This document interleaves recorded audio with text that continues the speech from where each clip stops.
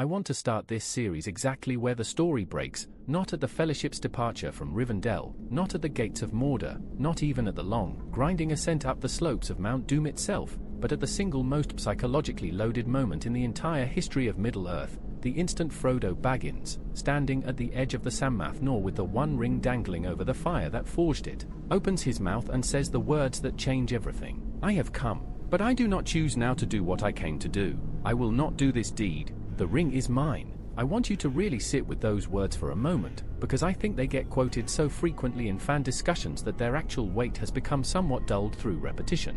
These aren't the words of a villain. They aren't the words of a corrupted, mustache-twirling antagonist who finally reveals his true colors. They are the words of a hobbit who carried an object of almost incomprehensible malice across the entire breadth of a continent, through war and famine and physical and psychological devastation that would have broken virtually any other being in Middle-earth, and who, at the absolute last possible moment, simply cannot complete the final step. That failure, and I want to be precise here, because Tolkien himself is very precise about it, is not a simple moral collapse. It is the culmination of something that has been building since the very first moment Frodo put the ring on his finger in the prancing pony at Bree, and arguably since long before that. Before I take you into the alternate timeline, before we explore what actually happens when Frodo claims the ring rather than losing it to Gollum's desperate, providential lunge, I need to walk you through the exact psychological and metaphysical mechanics of what's occurring in this moment, because the precise nature of Frodo's failure determines everything about the specific shape our divergence takes. Miss this,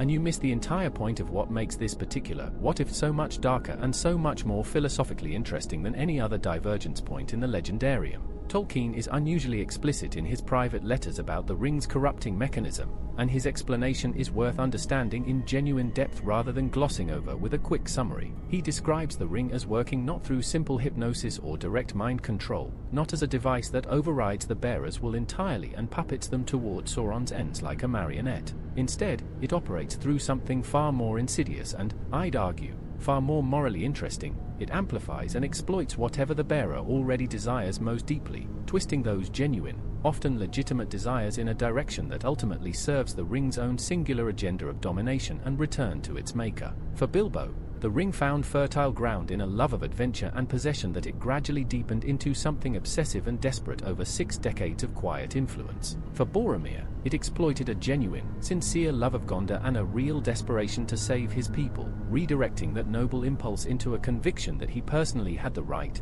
perhaps even the duty, to claim the ring in his people's defense. For Gollum, it discovered an already isolated, possessive nature and spent 500 years turning that nature into something barely recognizable as a living mind at all. For Frodo, the situation is more complex and more tragic than any of these other cases, because what the ring exploits in him isn't a straightforward vice like greed or political ambition or ethnic pride. What it exploits, I think, and I think Tolkien himself suggests this in both the text and his letters, is something closer to the weight of responsibility itself, the accumulated, crushing, dignity-destroying burden of having carried something this destructive across this many miles through this much suffering, a burden that eventually produces a psychological state where the ring can whisper, with devastating plausibility, that after everything he has endured and sacrificed, he has simply earned the right to keep it, not to use it for conquest, not to build an empire or command armies, just to keep it, because in some awful, intimate, almost marriage-like way, the ring has become the most defining relationship of his entire existence,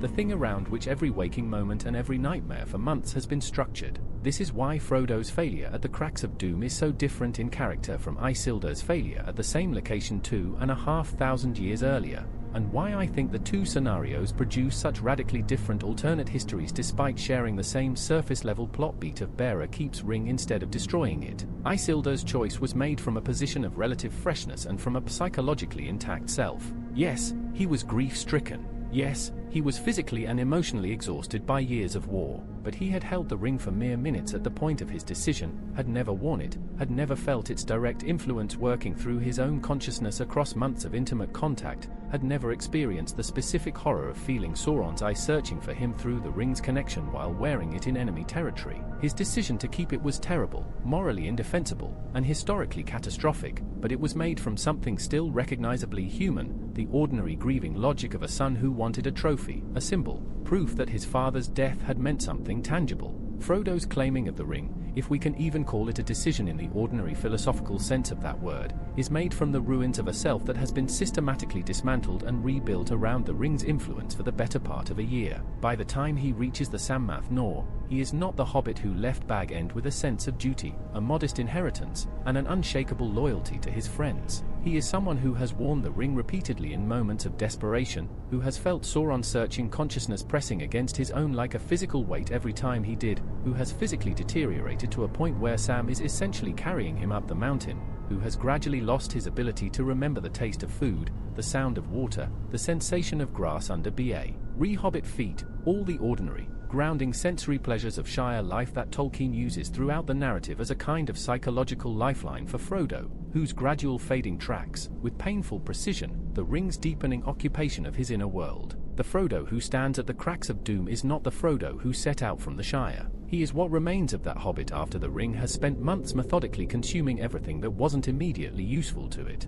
Now let's fix the divergence point precisely, because precision matters here. In actual canon, what saves the world at this moment is not Frodo's virtue. Tolkien is absolutely clear about this, in a way I think the film adaptation somewhat softened and that I want to state without softening here. Frodo fails. He claims the ring. He fails the quest, and the world is saved anyway, not through his heroism but through an accident of providence. Gollum, driven by 5 centuries of obsessive love for the ring, attacks Frodo at the edge of the fire, bites the ring from his finger, and in his ecstatic triumph stumbles backward into the very flames that unmake everything. The world's salvation, in actual canon, depends on the actions of arguably the most morally compromised character in the entire narrative, a creature defined by centuries of murder and degradation, whose single destructive act of theft accidentally accomplishes what all the armies and wizards and noble intentions in Middle-earth could not. This is not an accident of Tolkien's plotting. This is, I'd argue, one of the most deliberate and most theologically loaded narrative choices in the entire legendarium.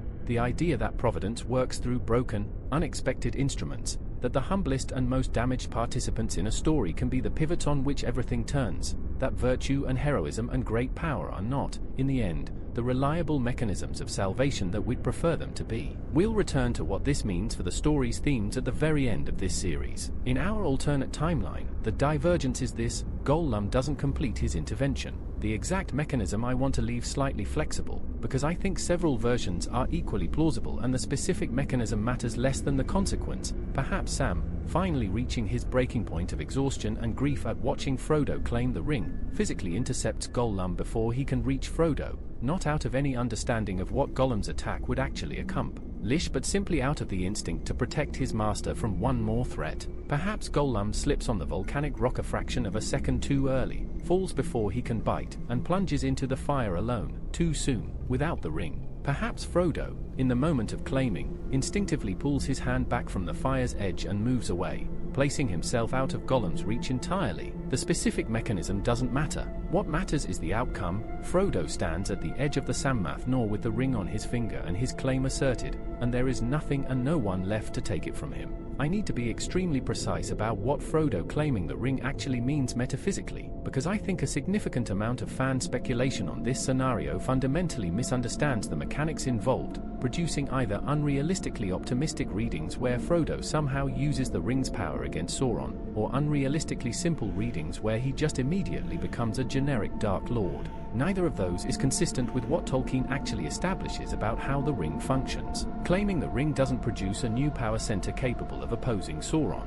It doesn't give Frodo sudden mastery over the Nazgûl or command over Mordor's armies. What it does, and this is the crucial thing, is assert Frodo's will in direct, conscious opposition to Sauron's own claim upon the ring, which the ring immediately registers and immediately begins working to resolve in Sauron's favor by doing what it has always done to every bearer who has ever claimed it, working systematically to bring that bearer under Sauron's ultimate dominion, while simultaneously broadcasting the location and the fact of the new claim to the eye of Sauron as clearly and as unmistakably as a signal fire on a mountain peak visible for 100 miles. This is the single most important thing to understand as we move through this series. Frodo claiming the ring at Mount Doom doesn't save Middle-earth through some clever reversal of fortune. It doesn't create a standoff or a balance of power or an unexpected tactical advantage for the Free Peoples. It creates, instead, something far stranger and far more terrifying than a straightforward Sauron victory would have produced, a situation where the ring's existence as an actively claimed object in a living bearer's possession makes Sauron's detection of it immediate, total, and overwhelming, while simultaneously beginning the process of consuming its new bearer from within.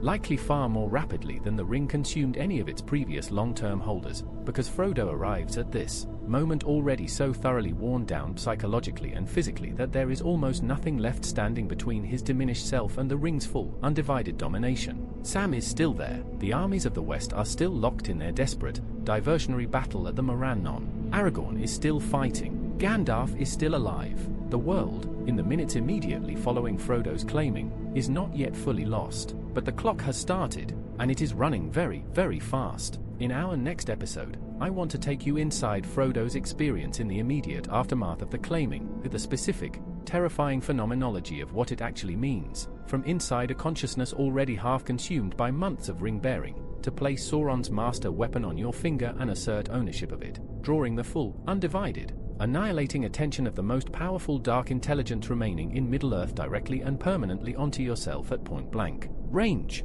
I want to begin this episode in the dark, Ben, and I mean that literally, because the first thing I need you to understand about what happens to Frodo in the seconds immediately following his claiming of the ring is that the experience is not what most people imagine when they picture a hobbit putting on the most powerful magical artifact in the history of the world. It isn't a sudden surge of godlike power, it isn't clarity, or strength, or the intoxicating rush of dominion that Galadriel hints at when she describes what she would become if she took the ring from Frodo in Lothlorien, beautiful and terrible as the dawn, treacherous as the sea. That vision of ring power is what the ring promises to beings who approach it from a position of relative psychological wholeness, beings who still have enough of themselves intact to project a coherent fantasy of what they would do with that power. Galadriel can imagine her ring-empowered self because Galadriel still has a self coherent enough to do the imagining. Frodo, at the cracks of doom, does not. This is the central, devastating fact of his situation that I think most what if Frodo claimed the ring a discussion skip past too quickly, because they're focused on the external consequences,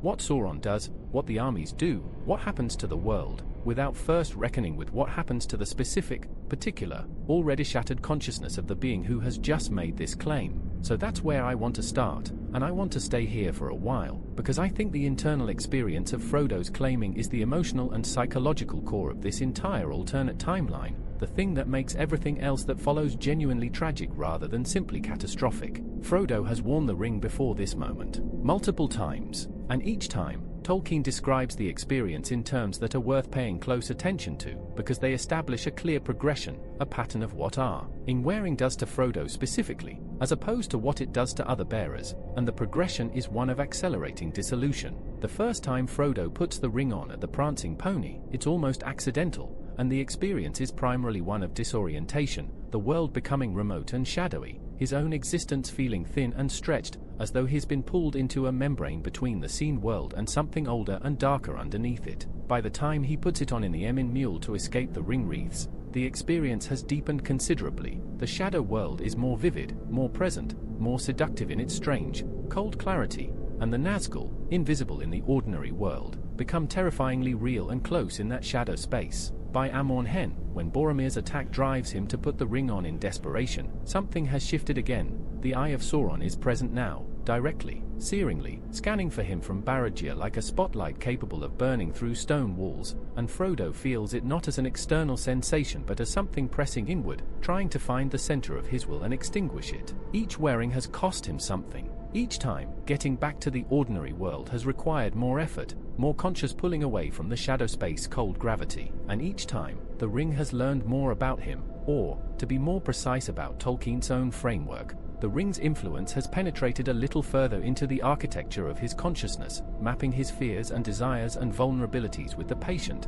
methodical thoroughness of something that has all the time in the world and a very clear objective. By the time he reaches the Sammath Nor, having worn the ring most recently while under Shelob's lair and on the final approach through Mordor's wastes, Frodo is not a being with a ring. He is a being who has been progressively colonized by a ring, whose inner life has been restructured around its presence to the point where the ring's whispered perspective on events has become nearly indistinguishable from his own thought. This is the specific horror of long-term ring-bearing that I think Tolkien describes most acutely through Gollum, the way the ring's preferred version of reality gradually replaces the bearer's own, until the bearer's authentic desires and perceptions become nearly inaccessible beneath the layer of ring-influenced interpretation. So when Frodo closes his fist around the ring and speaks his claim aloud in the Sammath Nor, what happens in his inner experience is not the sudden onset of power. What happens is more like the completion of a siege that has been underway for months, the last wall falling, the last defended room of his self being entered, not with violence but with the quiet, inevitable certainty of something that was always going to get there eventually. Tolkien describes the ring's influence working through the bearer's will rather than simply against it, and I think this distinction is critical.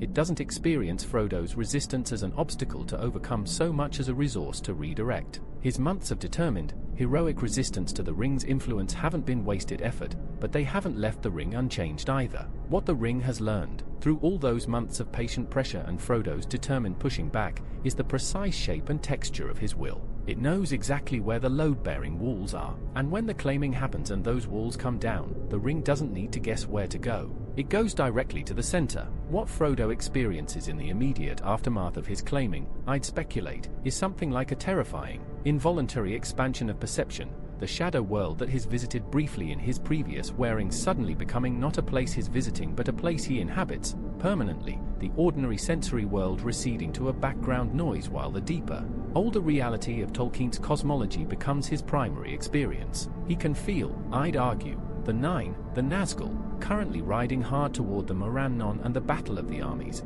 as though they're extensions of his own nervous system, connected to him through the ring's web of binding. He can feel, distantly, the elven rings, still on the fingers of Elrond and Galadriel, flickering in his awareness like candle flames seen through fog. He can feel the mountain beneath him, the fire below him, the rock of Arda itself thrumming with the deep harmonics of its own ancient existence. And he can feel Sauron.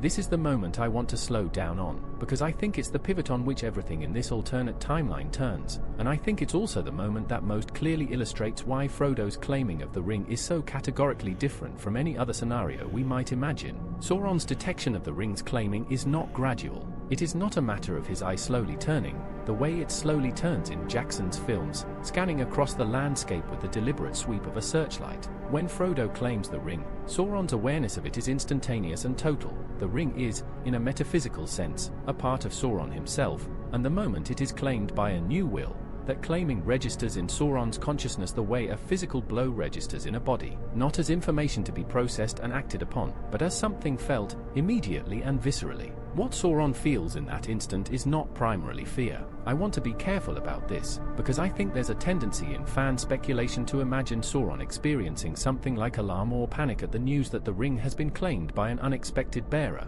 as though this represents some kind of threat to his power. What Tolkien actually establishes about Sauron's relationship to the ring makes this reading unlikely, and I think the more accurate reading is significantly darker than that. What Sauron feels is something closer to recognition, the sensation of the portion of his own power that he poured into the ring suddenly lighting up, active and claimed, detectable now with a precision and clarity that the ring's previous period of dormancy in Frodo's passive bearing had partially muffled. The claiming, paradoxically, makes the ring easier for Sauron to locate and reach for, not harder. It's the difference between a lit match and an unlit one. The claiming ignites the match, and Sauron's hand is already moving toward the flame. What this means practically, in the minutes following Frodo's claiming, is that Sauron's attention, the full, undivided, overwhelming attention of a Maiar who was among the most powerful of his order before he poured most of that power into the ring itself, turns toward Orodruin with the kind of absolute, total focus that makes the Nazgûl's sensitivity to the ring's presence seem like casual awareness by comparison. The armies at the Morannon, the battle that Aragorn and Gandalf and the combined forces of Gondor and Rohan have been fighting as a deliberate diversion to buy Frodo time, suddenly become irrelevant to Sauron in a way they haven't been at any earlier point in the war. Not because those armies are no longer a threat, but because the threat they represent is now entirely secondary to the fact that his ring, is on a finger in the Sammath Nor of his own mountain, claimed by a will that is already visible. Why failing? already half consumed, already barely capable of maintaining its claim against the weight of his returning attention. I think this is where Frodo's specific situation becomes genuinely different from anything that's happened with previous ring bearers, and understanding this difference is crucial for everything that follows in this series. Isildur, keeping the ring in 3441, was a psychologically intact individual with decades of active life ahead of him and no immediate, overwhelming pressure being applied to his will by Sauron's direct attention, because Sauron's spirit at that point was so thoroughly shattered by the loss of the ring in battle that his capacity to press against a bearer's consciousness was essentially non-existent. Gollum, bearing the ring for 5 centuries, was subjected to its influence at the pace the ring chose, slow, patient, generational, wearing him down across a timeframe measured in centuries. Bilbo, bearing it for 60 years in the Shire, experienced it at an even more attenuated pace, the ring seemingly content to wait while its bearer lived a comfortable, semi-isolated life. Frodo, claiming the ring at the cracks of doom in 3019 of the Third Age, faces a situation that has no precedent in the ring's entire history. He claims it at the exact moment and in the exact location where Sauron's attention is already focused on it with maximum intensity, in a body and mind already weakened to their absolute limits by months of bearing, in the presence of a Dark Lord who is not shattered, not dispersed, not reduced to a shadow of former power, but fully reconstituted, fully present in Barad-dûr barely 40 miles away, with all the force of his rebuilt will available to be brought to bear against exactly this kind of challenge. The result, I'd argue, is not a prolonged struggle between Frodo's claiming will and Sauron's reclaiming pressure, because a prolonged struggle requires roughly comparable forces on both sides, and these forces are not remotely comparable. What it produces instead is something more like a compression of what would otherwise be a months-long or years-long process of ring consumption into something dramatically shorter. The same dissolution that took Gollum 5 centuries and Bilbo 6 decades begins happening to Frodo, I think, within hours, perhaps within minutes, of his claiming, accelerated catastrophically by the combination of his pre-existing psychological fragmentation and the direct, overwhelming pressure of Sauron's rekindled awareness pressing against his claim from 40 miles away. I want to spend this episode somewhere that almost no piece of Tolkien media, film or book or fan speculation, ever actually takes us inside Barad-dûr, in the minutes immediately following Frodo's claiming of the ring. Not on the slopes of Mount Doom watching from Sam's perspective, not on the Pelennor fields or the Morannon watching from the army's perspective, but in the Dark Tower itself, trying to understand with as much precision as Tolkien's cosmology allows exactly what Sauron experiences, thinks, and does in the aftermath of the single most unexpected development in his millennia-long campaign to reclaim his master weapon. I think this matters enormously for our alternate timeline, Ben, because the shape of everything that follows, how fast the armies at the Morannon are destroyed, how quickly Frodo succumbs, what happens to the various free peoples across Middle-earth in the days and weeks after the claiming, depends entirely on understanding Sauron's response not as a generic villain activates full power moment,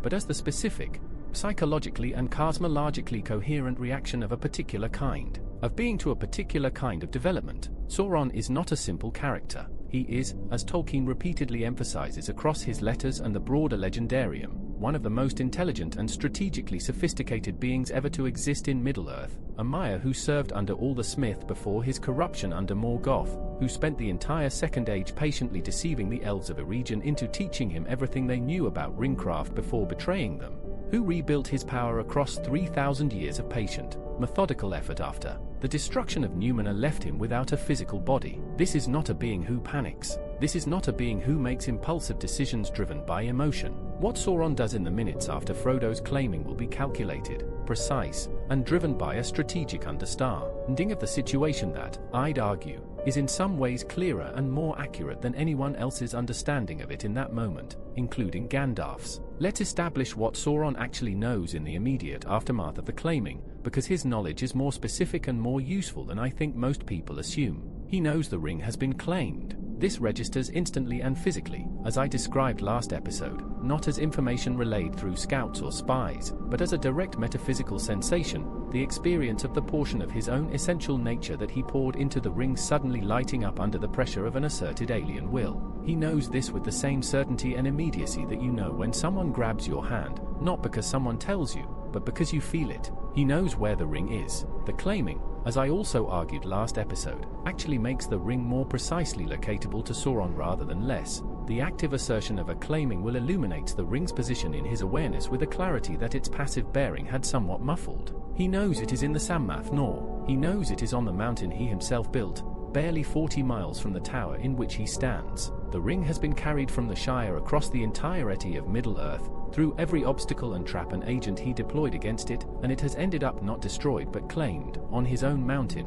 in his own country, within striking distance of his own hand. He knows the bearer's will is weak. This is the crucial piece of intelligence that Sauron possesses from the very first instant of his awareness of the claiming, and it is the piece that I think most directly shapes everything he does next. The ring's claiming will, the force Frodo is exerting against the ring's inherent loyalty to its maker, is not the claiming will of a Maya, or an elf lord of the First Age, or even a fully intact mortal of unusual power. It is the claiming will of a halfling, already months into the process of psychological dissolution that prolonged ring-bearing produces, pressing his thin, exhausted, barely functional remnant of autonomous will against the ring's resistance with everything he has left, which, Sauron can feel from 40 miles away, is very nearly nothing. The claim is real. The claim is registered, but it is the claim of a candle flame asserting itself against a storm wind, and both Sauron and the ring know it. What Sauron does not know, and what I think constitutes the single most strategically significant piece of information missing from his picture of the situation, is why the ring is still intact. He knows it hasn't been destroyed. The destruction of the ring would register in his consciousness not as a sensation of CL, aiming but as something he has likely dreaded for 3,000 years, the specific, catastrophic experience of having a major portion of his own essential power suddenly annihilated. He knows it's been claimed rather than destroyed, but he doesn't yet know the specific sequence of events that led to this outcome, doesn't know that Gollum failed his intervention, doesn't know Sam's exact position, doesn't have granular tactical intelligence about what's happening in the Sammath nor beyond the broad metaphysical picture the ring itself provides through its connection to his will. This gap in his knowledge matters less than it might seem to, because the strategic calculus is overwhelming enough without it. The ring is on his mountain, in a bearer whose will is already failing, and Sauron's own awareness pressing against that failing will from 40 miles away is itself a weapon of almost irresistible force. He doesn't need perfect tactical intelligence about what's happening on the slopes of Orodruin, because his primary instrument in this situation isn't tactical at all. It's the ring itself, and the ring is already doing exactly what it's designed to do, working against the bearer's remaining autonomous will from the inside, while Sauron's external pressure works against it from the outside, the two forces collaborating to compress what would otherwise be months of gradual dissolution into something dramatically, catastrophically faster. So what does Sauron actually do in the minutes following the claiming? I think the answer is both simpler and more terrifying than most speculation assumes. He pushes. Not physically, not militarily, not through the deployment of armies or the dispatch of the Nazgûl toward Orodruin. Those responses come later, and we'll get to them. What he does first, immediately, instinctively, is apply the full weight of his reconstituted will directly against Frodo's claiming through the ring's own connection, pressing against the bearer's flagging assertion of ownership with everything he has, trying to break the claim before it can stabilize into something more durable. I want to be precise about what this actually means experientially for Frodo, because I touched on it at the end of last episode and I want to develop it further here. The sensation of Sauron pressing against Frodo's claiming will through the ring's connection is not, I think, the experience of voices or commands or even fear in any ordinary sense. It's closer to what Tolkien describes in the most acute moments of Frodo's ring-wearing, the sense of a vast, cold, searching intelligence pressing against the membrane of his consciousness, trying to find the seam where his autonomous will meets the ring's influence and prying at it. Except that in those previous moments, Frodo was only wearing the ring temporarily, and the pressure was the pressure of Sauron searching for him across a distance. Now Frodo has claimed it, has invited the full force of that connection by asserting ownership, and the pressure is no longer a distant searching but a direct, sustained, overwhelming assault on the central organizing principle of whatever self he has left. Sam, watching from feet away, likely sees something that is both subtle and deeply wrong. Frodo standing at the edge of the fire with the ring on his finger, utterly still, his eyes open but focused on nothing in the visible world, his face expressing something that isn't quite pain and isn't quite ecstasy but partakes of both, the expression of someone whose consciousness is being restructured around them in real time. This image I want you to hold on to as we move through the rest of this episode, because it captures the essential horror of what's happening, the most intimate, most catastrophic violation imaginable, occurring in complete silence, in a space barely large enough for two hobbits to stand in, with the fate of the entire world trembling in the balance. Now let's talk about what's happening simultaneously at the Morannon, because I think the timing here is crucial and often gets collapsed in fan speculation in a way that loses its dramatic and strategic significance. The battle at the Black Gate, Aragorn's desperate, diversionary assault with the combined remnant forces of Gondor and Rohan, designed not to win but to hold Sauron's attention long enough for Frodo to complete his mission, is still ongoing at the moment of Frodo's claiming. The armies haven't broken yet. Aragorn and Gandalf and Ema and all the others are still fighting, still buying time for a plan that has, in our alternate timeline, already failed without their knowledge. And this creates one of the most tragic dramatic ironies our entire series produces. The soldiers at the Morannon are dying to buy Frodo time, and Frodo no longer needs time. He needs something else entirely, something none of them can provide from 40 miles away. Sauron's awareness of the ring's claiming at Orodruin produces an immediate, visible effect at the Morannon, not because he withdraws his forces or redirects them toward Mount Doom in the first moments, but because the sheer force of his redirected attention, focused now on the ring rather than on the armies at his gate, causes a momentary but perceptible change in the pressure those armies are facing. The Nazgûl, responding to their master's suddenly realigned focus, shift, not withdrawing entirely, but reorienting toward Orodruin, their connection to the ring and through it to Sauron, pulling them toward the mountain with a gravitational inevitability that overrides air tactical deployment against the armies. This is the moment when soldiers fighting at the Morannon might notice something strange, not a retreat, not a lessening of the enemy's pressure, but a kind of distracted reorganization in the enemy's forces, a subtle shift in orientation that a perceptive commander like Aragorn might register as significant before he has any way of understanding what it means. Gandalf understands it faster. I think this is worth emphasizing, because Gandalf's role in the immediate aftermath of the claiming is going to be crucial to how the Free Peoples respond, and his understanding of what's happening is both more accurate and more limited than anyone else's. He knows, the moment he feels the change in the ring's metaphysical status, that something has gone catastrophically wrong at Orodruin, not because he can feel the ring's claiming the way Sauron can, but because the specific quality of Sauron's suddenly heightened, redirected attention is legible to a being of his order in a way it wouldn't be to mortal commanders. He knows Sauron's attention has found the ring. He knows the ring hasn't been destroyed, and he is wise enough, and experienced enough with ring lore, to understand almost immediately what must have happened. The bearer has claimed it rather than destroying it. What Gandalf does with this knowledge, how he responds, what he tells Aragorn and the others, what options remain available to the armies at the Morannon once the mission they were covering has failed in the worst possible way, is something I want to explore in detail in Episode 5, when we look at the Fellowship's last stand and the impossible choices facing Middle-earth as greatest remaining leaders. But I want to plant this seed here. The value of Gandalf's understanding in this moment is not that it provides a solution. It is that it accurately defines the situation, and an accurately defined catastrophe, however terrifying, is at least one that can be responded to with something more useful than false hope. Before we leave Barad-dûr entirely and move to Sam's perspective next episode, I want to close with one more thing about Sauron's response that I think is genuinely important and genuinely underappreciated in most treatments of this scenario. Sauron, pressing his will against Frodo's claiming from 40 miles away, is not simply trying to break the claim and reclaim the ring through raw force of will. He is also, I'd argue, trying to do something more sophisticated and more characteristic of his particular style of domination. He is trying to turn the claim into an invitation. The ring, bearing down on Frodo's failing will from inside, and Sauron pressing against it from outside, are not working at cross purposes. They are working in concert, and their combined objective is not simply to break Frodo's will but to redirect it, to transform Frodo's claiming assertion, which is currently an act of resistance however compromised, into something closer to surrender.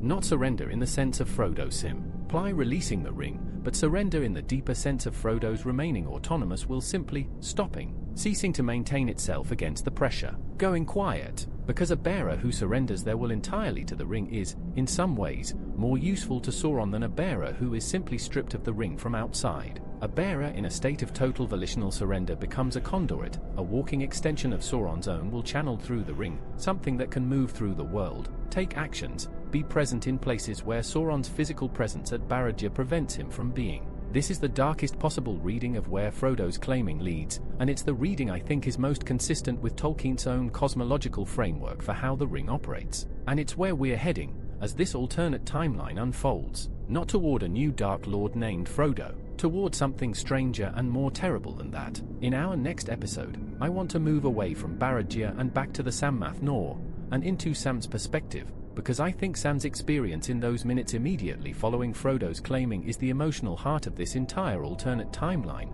and I don't want to rush past it. I want to stay in the Sammath Nor for this entire episode. Ben, I'm not moving the camera, I'm not cutting away to armies or dark towers or political consequences, because I think what happens between Sam and Frodo in the minutes immediately following the claiming is the most emotionally devastating sequence this entire alternate timeline produces, and it deserves to be examined with the same care and slowness that the moment itself demands. Everything else, the armies, the Nazgûl, the fate of kingdoms, that all comes later. Right now, there are two hobbits in a cave above a fire, and the entire weight of the world is sitting in the space between them. Let me establish exactly where Sam is, physically and psychologically, at the moment Frodo speaks his claim. He has just fought Gollum. In our alternate timeline, the specific divergence we've established is that Gollum fails to complete his intervention, whether because Sam intercepts him, or Gollum slips and falls into the fire alone and too early, or Frodo moves away from the edge before Gollum can reach him. Whatever the specific mechanism, the outcome is the same. Sam is present, Gollum is gone, and Frodo is standing at the edge of the cracks of doom with the ring on his finger and his claim spoken aloud into the roaring heat of Orodruin's fire. Sam has heard those words. The ring is mine. He has heard them come out of his master's mouth, in his master's voice, and I want you to think carefully about what that sentence sounds like coming from Frodo Baggins specifically, not from a king, not from a wizard, not from some ancient, imposing figure whose corruption might carry a certain awful grandeur. From Frodo, the hobbit Sam has known since childhood. The gentle, bookish, slightly impractical gentle hobbit of Bag End who used to sit in the garden reading elvish poetry while Sam trimmed the hedges around him. Hearing those words from that voice, in that place, produces a specific kind of horror that is different in character from any other horror Sam has faced on this journey, and he has faced many: Moria, Shelob's Lair, the Dead Marshes, the slopes of Mordor itself. Those horrors were external. They came from outside. This one comes from inside the person Sam loves most in the world, and that distinction makes it categorically worse than anything else he has experienced. But I want to push past the emotional dimension of this moment toward something more psychologically precise, because I think the specific quality of Sam's understanding of what has just happened is crucial for understanding what he does next, and why. Sam is not, in Tolkien's own characterization, a simple or unsophisticated person. He is, as Tolkien wrote in his letters, perhaps the most heroic character in the entire narrative, the one who most fully embodies the qualities Tolkien valued most: ordinary courage, practical love, fidelity maintained without drama or self-congratulation through conditions of almost unimaginable difficulty. But he is also not Gandalf. He doesn't have the cosmological framework to understand, in theoretical terms, exactly what Frodo claiming the ring means for the metaphysics of the situation. He doesn't know about Sauron pressing against Frodo's claiming will through the ring's connection. He doesn't know the distinction between a claimed ring and a destroyed one in terms of their effects on the wider war. What Sam knows, standing in the Sammath Nor in the immediate aftermath of Frodo's claiming, is much simpler and much more devastating than any of that. He knows that his master has failed to do the thing they came to do, and he knows that Frodo is in trouble of a kind that Sam's considerable physical courage and practical resourcefulness are almost completely useless against. The enemies Sam knows how to fight are the ones with bodies: Shelob, the orcs of Cirith Ungol, the ring-wreaths insofar as they can be faced at all. What is eating Frodo from the inside is not a thing Sam can stab or carry or feed or comfort. It is the most powerful inanimate object in the history of the world working in concert with the most powerful dark intelligence remaining in it, and Sam has no sword, no spell, no plan,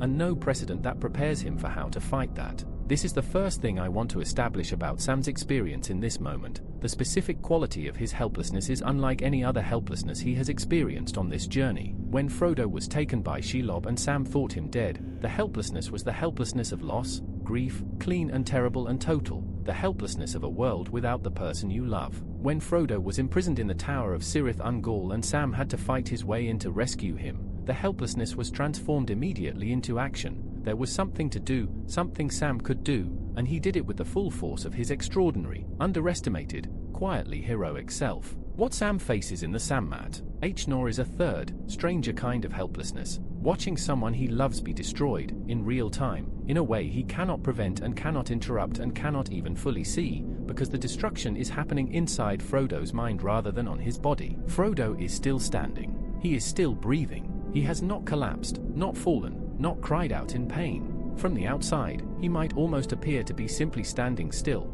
contemplating something, in the way that Frodo sometimes goes very quiet and very distant when the ring's weight is bearing down on him. Sam has seen this stillness before, on the road through Mordor, and it has always eventually passed, Frodo coming back to himself with effort and resuming their terrible forward progress. But Sam has also, I think, by this point in the journey, developed an intuitive sensitivity to the difference between Frodo's ordinary ring-bearing stillness and something worse, something in the quality of his master's breathing, or the angle of his shoulders, or the specific blankness of his eyes, that tells Sam, without any theoretical framework to explain why he knows it, that this time is different. This time the stillness isn't Frodo holding on. This time the stillness is Frodo letting go. So what does Sam do? I want to walk through this carefully, because I think Sam's response in this moment is the thing that determines whether any hope at all remains for this alternate timeline, however slim, however temporary. His options, reduced to their essentials, are three. The first option is to try to physically take the ring from Frodo.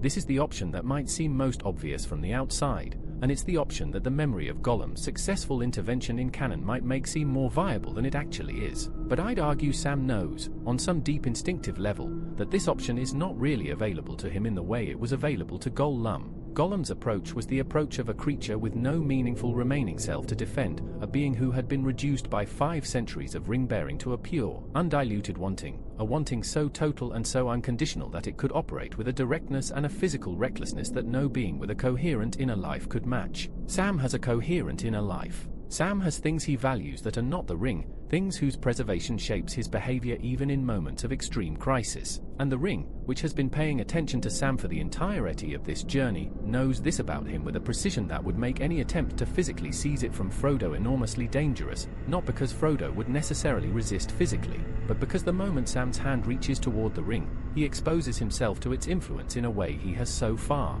through a combination of extraordinary psychological wholeness and simple good fortune, managed to avoid. We know from the actual narrative, in the scene at the edge of the Emyn Muil where Sam briefly holds the ring after Frodo offers it to him, that the ring does try to work on Sam, and that Sam's resistance to it, while successful in that moment, is not total or effortless. He feels its pull. He has his own version of the ring's temptation, briefer and more domestically scaled than what it offers more grandiose bearers, but real, a vision of himself as a great gardener, transforming all the brown and blasted wastes of Mordor into something green and living. It's smaller than Gandalf's temptation, smaller than Galadriel's, but it's still the ring working on him, finding the shape of his desires and pressing on them. In the Sammath Nor, with the ring actively claimed by a failing will and Sauron's attention pressing against it from 40 miles away, the ring's power is at its most concentrated and most immediately dangerous state it has ever been in Sam's proximity. Reaching for it means entering that field of influence deliberately, voluntarily, and Sam, even without the theoretical framework to articulate exactly why, knows it. The second option is to do something even harder than physically seizing the ring, to reach Frodo. Not his body, which is present and physically intact, but the Frodo inside the body, whatever portion of his friend's authentic self still exists beneath the ring's colonizing presence and Sauron's pressing assault. To call him back, the way Sam has called him back before in quiet moments on the road through Mordor, with memory and voice and the specific, stubbornly maintained love of someone who has decided not to give up on another person regardless of what that other person has become. This is the option I think Sam takes, or tries to take, in the first minutes after the claiming. Not because he has calculated that it's the most strategically promising, Sam doesn't think in those terms, but because it's the option most consistent with who Sam fundamentally is, and Tolkien is very careful throughout the narrative to show Sam's most effective moments as moments of authentic self-expression rather than moments of strategic calculation. Sam calls to Frodo. He uses his name, his actual name, Frodo, Mr. Frodo, the name that carries 60 years of Shire mornings and garden afternoons and ordinary human warmth in every syllable, and he talks to him the way he has talked to him across every terrible mile of this journey, steadily, quietly, without drama, refusing to accept that the person in front of him is irretrievably gone. Whether this reaches Frodo at all, whether there is enough of Frodo left, in the first minutes after the claiming, to be reached by Sam's voice, is the question I think this alternate timeline holds in genuine suspension, at least briefly. I don't want to collapse it too quickly, because I think the tension of that suspension is important. Tolkien's own narrative, even in the darkest moments of the actual quest, maintains a thread of genuine uncertainty about how far Frodo has gone and whether he can come back, and I think our alternate timeline should honor that uncertainty rather than simply declaring Frodo immediately and totally lost. There is a version of the next few minutes in which Sam's voice reaches something, in which the specific, irreplaceable sound of the most loyal person in Frodo's life speaking his name in the firelit dark of the Sammath Nor finds the last coherent remnant of Frodo's autonomous self and pulls on it, the way you might pull a drowning person toward the surface by a single strand of hair, with an almost impossibly fragile grip on something that's already almost gone. I think this is the version Sam is hoping for, working toward, refusing to give up on, even in the face of the evidence in front of him. It's what makes Sam Sam. But the third option is the one that I think Sam also knows exists, in the back of his mind, even as he's trying everything else. And it's the option that I think constitutes the darkest, most devastating moral choice this alternate timeline presents to any of its characters. If Frodo cannot be reached, if Sam's voice finds nothing left to reach, if the claiming continues and the dissolution continues and the person Sam came to save and serve and love is demonstrably, irreversibly no longer present in the body standing at the edge of the cracks of doom, then the only remaining way to stop what is happening, the only way to deny Sauron the ring that his master is on the verge of losing to him through pure failure of will, is to do something that every instinct in Sam's entire being, every value he holds, every bond he has ever formed, rebels against with the force of a physical sickness. Push Frodo in. I want to be very careful about how I handle this, because I think it's the most morally serious moment in this entire alternate timeline, and it deserves to be treated with the gravity it actually carries rather than being deployed as a dramatic flourish. The logic is not complicated. The ring, in the fire of Orodruin, is destroyed regardless of whether it's on a finger or not. If Frodo's will is already so thoroughly broken by the ring's claiming and Sauron's counter-pressure that there is nothing left of him to save, if the Sam calling Frodo's name option has genuinely found nothing left to call to, then the only possible act of service and love and world-saving remaining available to Samwise Gamgee is to ensure that the ring goes into the fire by any means necessary, including the most terrible means imaginable. This is not an option Sam can choose. I want to be completely clear about that. Not because the logic doesn't hold, it does, but because Sam is not the kind of person who can make that calculation and act on it, and Tolkien, I think, would understand this perfectly. Sam is not a utilitarian. He is not capable of sacrificing Frodo to save the world in cold blood, even knowing, on some level, that the world desperately needs saving. The same quality that makes him the most heroic figure in the entire narrative, his absolute, unconditional, non-negotiable loyalty to the specific person in front of him, also makes him constitutionally incapable of performing the one act that might, in this moment, save everything else.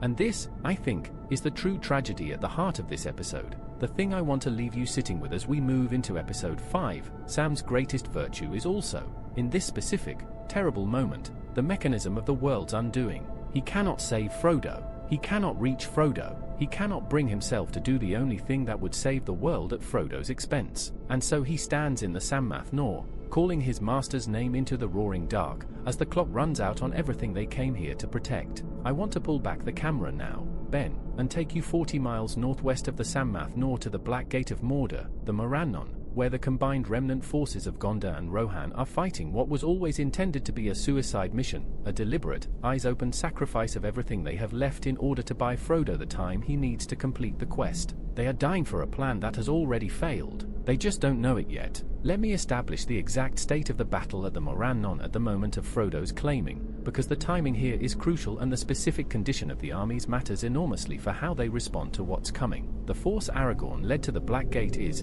in Tolkien's own description, deliberately small, not the full strength of Gondor and Rohan's combined forces, but a selected vanguard, roughly 6,000 soldiers drawn from the survivors of the Pelennor Fields and the subsequent campaign through Ithilien, led north along the road to Mordor not because anyone seriously believes 6,000 soldiers can break through the Black Gate and defeat Sauron's armies beyond it, but because the whole point of the exercise is to be seen, to be threatening enough to demand Sauron's tactical attention, to make the Dark Lord's eye turn toward this visible, audacious challenge rather than searching the shadow paths of Mordor for two small figures making their way toward Orodruin. The army knew what it was doing when it marched. Tolkien is explicit about this, and I think it's one of the most quietly heroic moments in the entire narrative, not the charge on the Pelennor, not the lighting of the beacons, not any of the visually spectacular moments that tend to dominate discussions of the book's heroism, but this, 6,000 people walking knowingly toward what appears to be their own deaths, because the alternative is doing nothing, and doing nothing means abandoning Frodo and Sam to carry the weight of the entire world alone. There is a specific quality of courage in this act that Tolkien, who survived the Somme and understood what it meant to walk toward almost certain death alongside companions who had made the same choice, rendered with unusual precision in his writing of this scene. It is not the hot courage of a cavalry charge. It is the cold courage of a calculated, fully informed choice made in complete awareness of the odds, and the soldiers who march to the Morannon deserve to have that courage named clearly. At the moment of Frodo's claiming, that army is engaged. The gates have opened. Sauron's forces have poured out in numbers that dwarf the 6,000 standing against them. Tolkien doesn't give specific figures, but the implication throughout is that the Morannon's garrison alone represents a force vastly superior in number to anything Aragorn has brought, before accounting for the additional armies that could be drawn from across Mordor. The battle is going as badly as it was always expected to go. The army is fighting not to win but to hold, to maintain the engagement, to keep Sauron's attention locked on the gate rather than on the mountain. And they are doing so at a cost in lives that everyone present understands from the first moment of contact. Aragorn is at the center of this, and I want to spend some time here on his specific psychological state in these moments, because I think it's rarely examined with the depth it deserves. Aragorn, by the time of the Morannon, is carrying a weight that I'd argue exceeds even the physical danger he's in, the weight of having made the decision to send Frodo into Mordor alone with only Sam, rather than attempting to keep the Fellowship together. That decision, made at Amon Hen after Boromir's attack and Frodo's disappearance, was the right decision. Tolkien's narrative makes this clear, but right decisions made under terrible circumstances carry their own specific psychological burden, and Aragorn has been carrying the knowledge that he sent two hobbits into the darkest place in the world with a mission that he himself, with all his strength and training and Numenorean endurance, would have found almost impossibly difficult. He doesn't know what's happening at Orodruin. He has no way of knowing. The plan, such as it is, requires him to fight here and trust that Frodo is doing what Frodo went to do, and the specific agony of that trust, of maintaining full, committed, leadership quality presence in a battle at the Morannon while simultaneously knowing that everything depends on events 40 miles away that he has zero influence over, is the kind of psychological burden that doesn't show on the outside, because Aragorn is the kind of person who doesn't let it show, but that I think Tolkien understood was real and heavy and present in every moment of the Morannon engagement. Gandalf knows first. I said this at the end of last episode and I want to develop it properly here, because Gandalf's role in the next few minutes is crucial and his specific capabilities and limitations in this situation define what's possible for the Free People's response. Gandalf is Olorin, a Maya, a being of the same order as Sauron himself though considerably diminished in raw power, particularly in his incarnated form as one of the Istari. He cannot feel the rings claiming the way Sauron feels it. He doesn't have the direct, metaphysical connection to the ring that Sauron possesses as its maker, but he is sensitive to the broader currents of Tolkien's cosmological reality in ways that mortals simply aren't,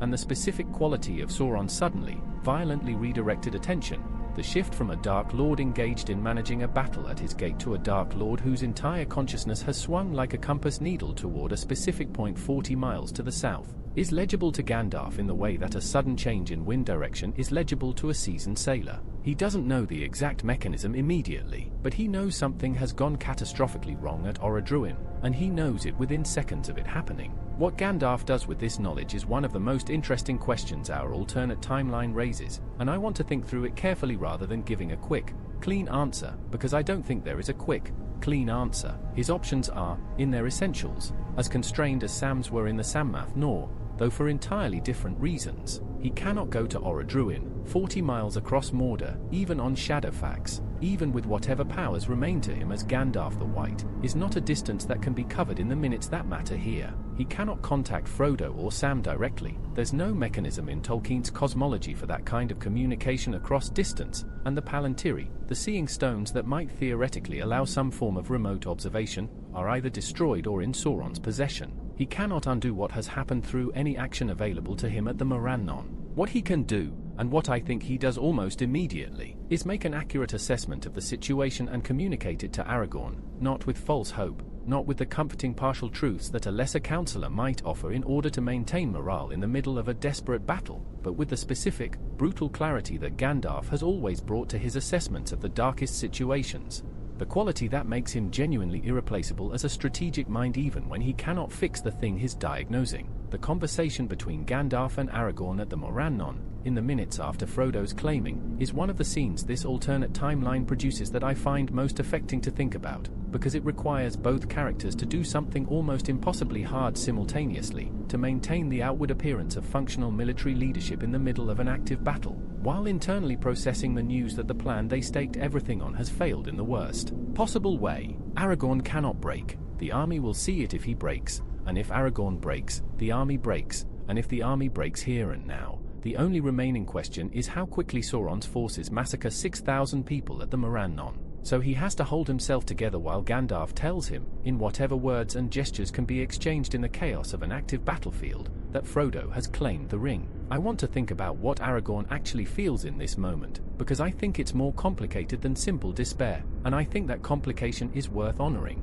There is despair, certainly, the specific, crushing despair of a man who sent two friends into the darkest place in the world on the most important mission in the history of his people, and has just been told that the mission has failed. But I think there's also something else, something harder to name, that I describe as a kind of terrible liberation, the liberation of a man who has just been freed from the specific, agonizing psychological burden of hoping for something he had no control over. The plan has failed. There is nothing left to protect, nothing left to preserve through the maintenance of the diversion. The battle at the Morannon is no longer a tactical feint designed to buy time for something else. It is now simply a battle, the last battle of the Third Age, fought with everything the Free Peoples have left, for no strategic purpose beyond the refusal to surrender TLY. And here is where I think Aragorn's character, in this alternate timeline, expresses itself most clearly and most beautifully, in a way that is genuinely different from his canonical role.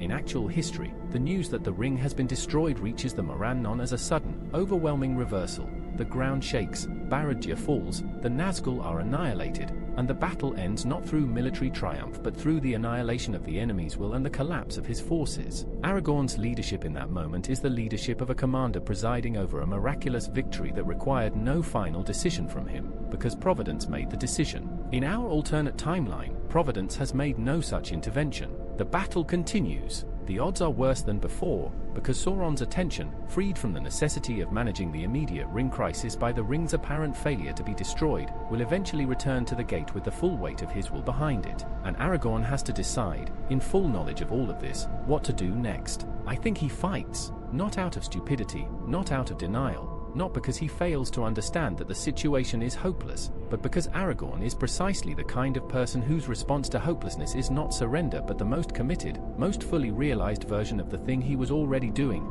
as though the removal of hope paradoxically clarifies rather than diminishes his sense of purpose. There is something in this that connects directly to Tolkien's own understanding of courage, expressed most explicitly in his essay on Beowulf and his concept of the theory of courage embedded in Norse mythology. The idea that the highest form of bravery is not the bravery of someone who believes they will win, but the bravery of someone who continues to fight in full knowledge that they will not. Because the alternative is a surrender of self that matters more than the outcome of the battle. Ema is fighting beside him, and Ema's response to the news, delivered through Gandalf, or perhaps communicated to him somewhat later as the battle's character shifts perceptibly around him, is, I think, different from Aragorn's in a way that reflects the difference in their characters and their relationships to hope. Aragorn's response is the response of a man whose entire life has been a preparation for exactly this kind of impossible moment. He was shaped by Rivendell and the wilderness and the long years of the Dunedain to be someone who functions at his best when the situation is at its worst. Ema's response is rawer, more immediate, more purely emotional, the response of a young king who rode to war on a wave-o. Desperate, grief-fueled bravery, and who now faces the news that the bravery was real but the hope was not, and who has to decide, in the space of a few seconds, whether he can continue to lead his people without the hope that was sustaining him. Tolkien gives us a version of Ema's character in the actual Morannon battle that I find deeply moving, his laughter in the face of ruin, the wild joy that comes over him when the eagles appear and he realizes the darkness is ending, a response that's almost the inverse of despair, as though his emotional range runs so deep that it can find something like exultation even at the edge of annihilation. In our alternate timeline, there are no eagles coming, there is no reversal, and the question of what Ema's emotional range finds at the edge of annihilation without that reversal is, I think, genuinely uncertain. Whether the wild joy can exist without its object, whether the capacity for bravery in the face of despair that Tolkien gives him can sustain itself without even the distant possibility of miraculous intervention. What I'm confident of, thinking through this as carefully as I can, is that neither Aragorn nor Ema surrenders at the Morannon in the immediate aftermath of Frodo's claiming. The battle continues. It continues past the point where any rational military calculus would justify continuing it, past the point where retreat might theoretically still be possible, past the point where any strategic purpose is being served. It continues because the 6,000 people at the Morannon have nowhere meaningful to retreat to, because Sauron's world without a destroyed ring is a world where no corner of Middle-earth is safe enough to retreat to, and because the specific human, and hobbit, and elvish, quality that Tolkien most valued in his characters is precisely the quality of continuing in the face of hopelessness, not because the hopelessness is in doubt, but because continuing is what dignity requires when surrender is the only alternative. The eagles, I should note, are still coming. Gwaihir and his people, summoned by Gandalf before the march to the Morannon, are in the air above Middle-earth at this moment, flying hard toward Orodruin, because the plan, even in our alternate timeline, included the eagles' role, and the eagles don't know yet that the plan has failed. This creates one more tragic detail in an episode already full of them. The eagles are flying toward a rescue that has already become irrelevant, toward a fire that no longer needs to be watched for a falling ring, toward two hobbits of whom one is already beyond rescuing in any ordinary sense and one is standing in a cave above a volcano trying to call back someone who can no longer hear him. In our next episode, I want to finally address the question that this entire series has been circling toward from its very title. What does it actually mean for a hobbit from the Shire to become, however briefly and however incompletely, the bearer of a claimed One Ring in a world where Sauron is still fully present and fully powerful? What rises, exactly, when Frodo's claiming asserts itself against Sauron's reclaiming? And is it something that could ever, even in the most optimistic reading of this alternate timeline, be described as a new power in the world? Or is it something far stranger, far more tragic, and far more true to Tolkien's actual understanding of what the ring does to the people it touches? I want to address the title of this episode directly and immediately, because I think the framing most fans bring to this question is the wrong framing, and correcting it matters for everything we discuss in the episodes that follow. The question, does Frodo become a new Dark Lord, implies a relatively clean transformation, a before and after, a moment of corruption completing itself into something recognizable, a hobbit-shaped Sauron sitting in Barad-dûr issuing commands to armies of orcs.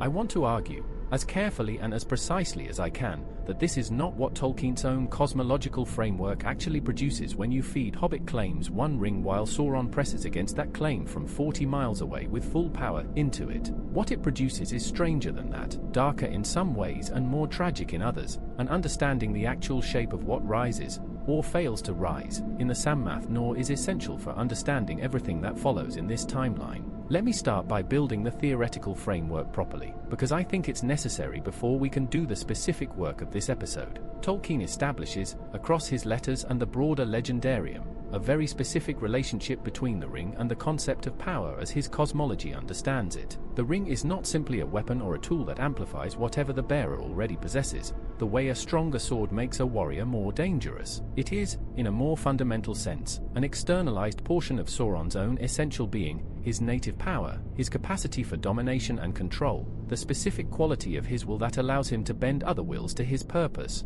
all of it poured into gold and made portable and transferable, but never truly severable from its maker. This means that the ring's power, when accessed by a bearer, is never truly the bearer's power. It is always, structurally, Sauron's power, channeled through the bearer's will, and the price of that channeling is that the bearer's will becomes, progressively and inevitably, a conduit for Sauron's purposes rather than their own. This is why Tolkien is so careful in his letters to distinguish between what the ring offers different bearers depending on their existing capacity and nature. To Gandalf, the ring offers something genuinely terrifying, not because Gandalf is corrupt, but because Gandalf is powerful enough, wise enough, and motivated enough by genuine good that the ring could, through him, become an instrument of a kind of benevolent tyranny, imposing good by force rather than allowing it to be chosen freely, which Tolkien understood as a perversion of good rather than its fulfillment. To Galadriel, something similar. To Boromir, something more overtly militaristic. To Frodo, and this is the crucial point, the ring has spent months learning that there isn't enough left of Frodo's original self to project a coherent vision of ring-empowered selfhood onto.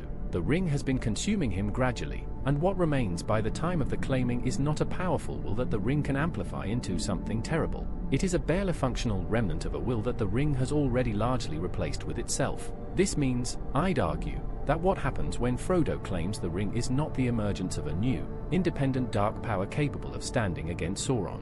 It is something closer to the completion of a possession, the ring's gradual occupation of Frodo's inner life reaching its logical endpoint in the moment of claiming, at which point the last pretense of autonomous bearing gives way to something that is neither Frodo nor Sauron but a disturbing, unstable, temporary hybrid of both. I described this at the end of episode 3 as Sauron seeking to transform Frodo's claim into an invitation, and I want to develop that idea fully here, because I think it's the most accurate description of what actually happens in the hours following the claiming. Picture it this way. In the first moments after the claiming, there is genuine conflict, Frodo's exhausted, barely functional claim pressing outward against the ring's inherent loyalty to Sauron, and Sauron's will pressing inward through the ring's connection against Frodo's claim.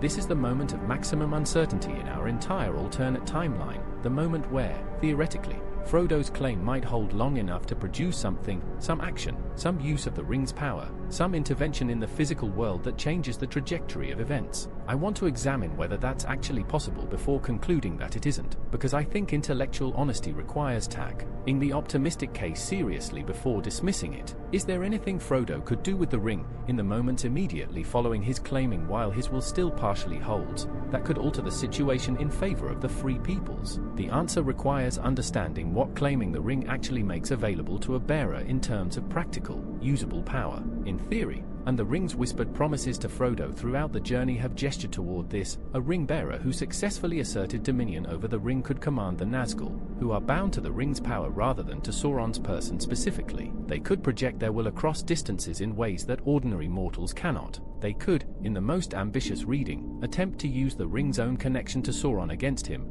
trying to push back against Sauron's will through the same channel Sauron is using to press against the claim. But all of these theoretical possibilities require something Frodo demonstrably does not have at this moment: a stable, coherent, sufficiently powerful will capable of directing the ring's capacities toward specific intended outcomes rather than simply being overwhelmed by them. Using the ring isn't passive. It requires active direction. The bearer must be capable of wanting something specific with enough sustained force and clarity to translate that wanting into the ring's action. Frodo, whose capacity for sustained, directed wanting has been systematically eroded by months of ring-bearing to the point where his most basic cognitive functions are compromised, is not capable of this. He is capable of claiming. He has demonstrated that. But claiming is a single, desperate act of assertion, a declaration rather than a direction. Wielding the ring toward specific purposes requires something categorically more demanding, and it requires it from a mind that is, at the moment of claiming, already barely holding itself together against the combined pressure of the ring from inside and Sauron from outside. So the optimistic case collapses, I think,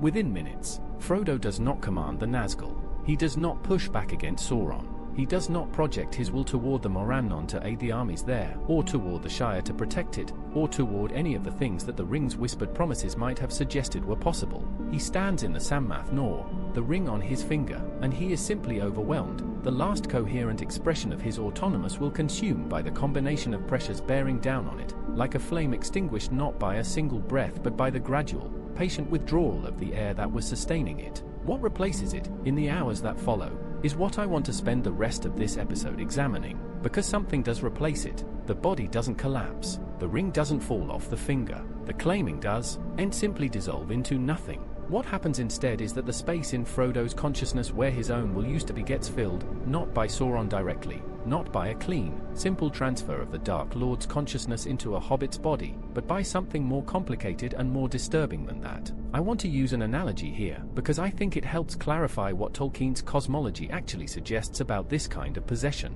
Think about what the ring does to Gollum over 500 years. Gollum, by the late Third Age, is not simply Smeagol with bad habits. He is a being whose original personality has been so thoroughly replaced by ring-influenced patterns of thought and desire that the two are almost impossible to disentangle, even in the famous scenes where Smeagol and Gollum argue with each other. What's actually happening is not two distinct personalities in clean opposition but two aspects of a single, thoroughly corrupted consciousness that has forgotten most of what it originally was and reconstructed itself around the ring's influence. Gollum's self is, by this point, largely ring, not Sauron. Gollum never becomes an agent of Sauron's will in any reliable sense, and Sauron is clearly frustrated by this, but not Smeagol either. Something that belongs to neither and to both, a product of the ring's long occupation of a specific consciousness without ever fully claiming it in the way our alternate Frodo now has. Frodo's claiming accelerates this process enormously, compresses 500 years of Gollum-style gradual colonization into something that operates on a timescale of hours rather than centuries,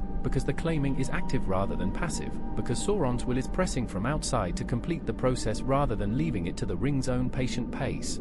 And because Frodo arrives at this moment already far more thoroughly colonized than Gollum was even after a century of bearing. What emerges in the hours following the claiming is something I describe as a ring state, a condition of consciousness in which Frodo's authentic self is no longer the primary organizing principle of his inner life, replaced by a configuration of desires and perceptions and responses that is shaped by the ring's influence and oriented toward the ring's fundamental agenda. But that is not simply Sauron's will transposed into a hobbit's body. This distinction matters enormously for the practical shape of our alternate timeline, because the ring state Frodo enters is not the same thing as Sauron gaining direct, reliable control over a mobile agent capable of acting in the world on his behalf. It is more unstable than that, more unpredictable, more genuinely dangerous in ways that even Sauron might find difficult to fully control or anticipate. Because the ring state isn't a blank slate for Sauron to write on. It still contains, somewhere beneath the colonizing influence, traces of Frodo, memories, emotional responses, patterns of attachment and loyalty that the ring's occupation has suppressed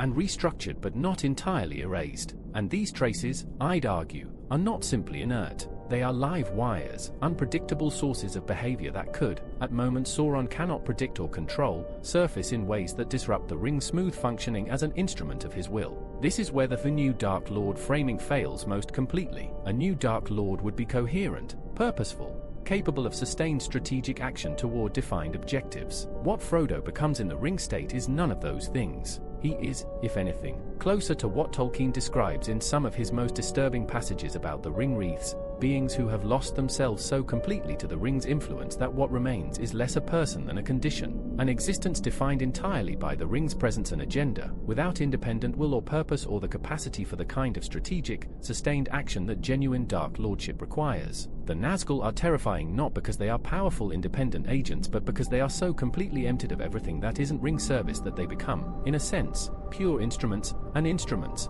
however terrifying, are not lords. What happens to Sam in the middle of this transformation is the question I want to close this episode with, because Sam is still there, still present, still watching, and Sam's response to what Frodo is becoming determines whether there is any remaining thread of hope in this alternate timeline, however thin. Sam has seen the claiming. He has tried to reach Frodo with his voice and found, in the first minutes after the claiming, that there is increasingly little left to reach. He has watched his master's eyes change, not dramatically, not in a single visible moment of corruption, but in the slow, terrible way that eyes change when the consciousness behind them is being restructured into something that no longer fully recognizes the world in front of it in the ordinary way. And Sam, who cannot destroy the ring without Frodo, who cannot save Frodo from what's happening, who cannot fight the invisible forces dismantling his master from the inside, makes the only decision left available to him that is consistent with who he is. He stays. He does not run. He does not flee the Sammath nor in horror at what he's watching. He stays beside what remains of Frodo Baggins, talking to him, holding on to him, refusing with every fiber of his extraordinary, stubborn, heartbreaking loyalty to accept that the person in front of him is entirely gone, even as the evidence accumulates that he might be right. In our next episode, I want to follow whatever remains of Frodo, the ring state, the unstable hybrid of ring influence and supper, est hobbit self, out of the Sammath nor and into the first hours of its existence in the world, examining where it goes, what it does, and whether Sauron's attempt to use it as a conduit for his will produces the clean, reliable instrument he's working toward or something considerably stranger and more volatile than that. I want to follow the ring state out of the Sammath nor now, and into the world, because whatever Frodo has become in the hours following his claiming, it doesn't stay on the mountain. It can't. The mountain is not where the ring needs to be, and the ring, even in the hands of a bearer whose autonomous will has been largely replaced by its own influence, still operates according to its fundamental agenda, return to its maker, or failing that, return to power, return to the world,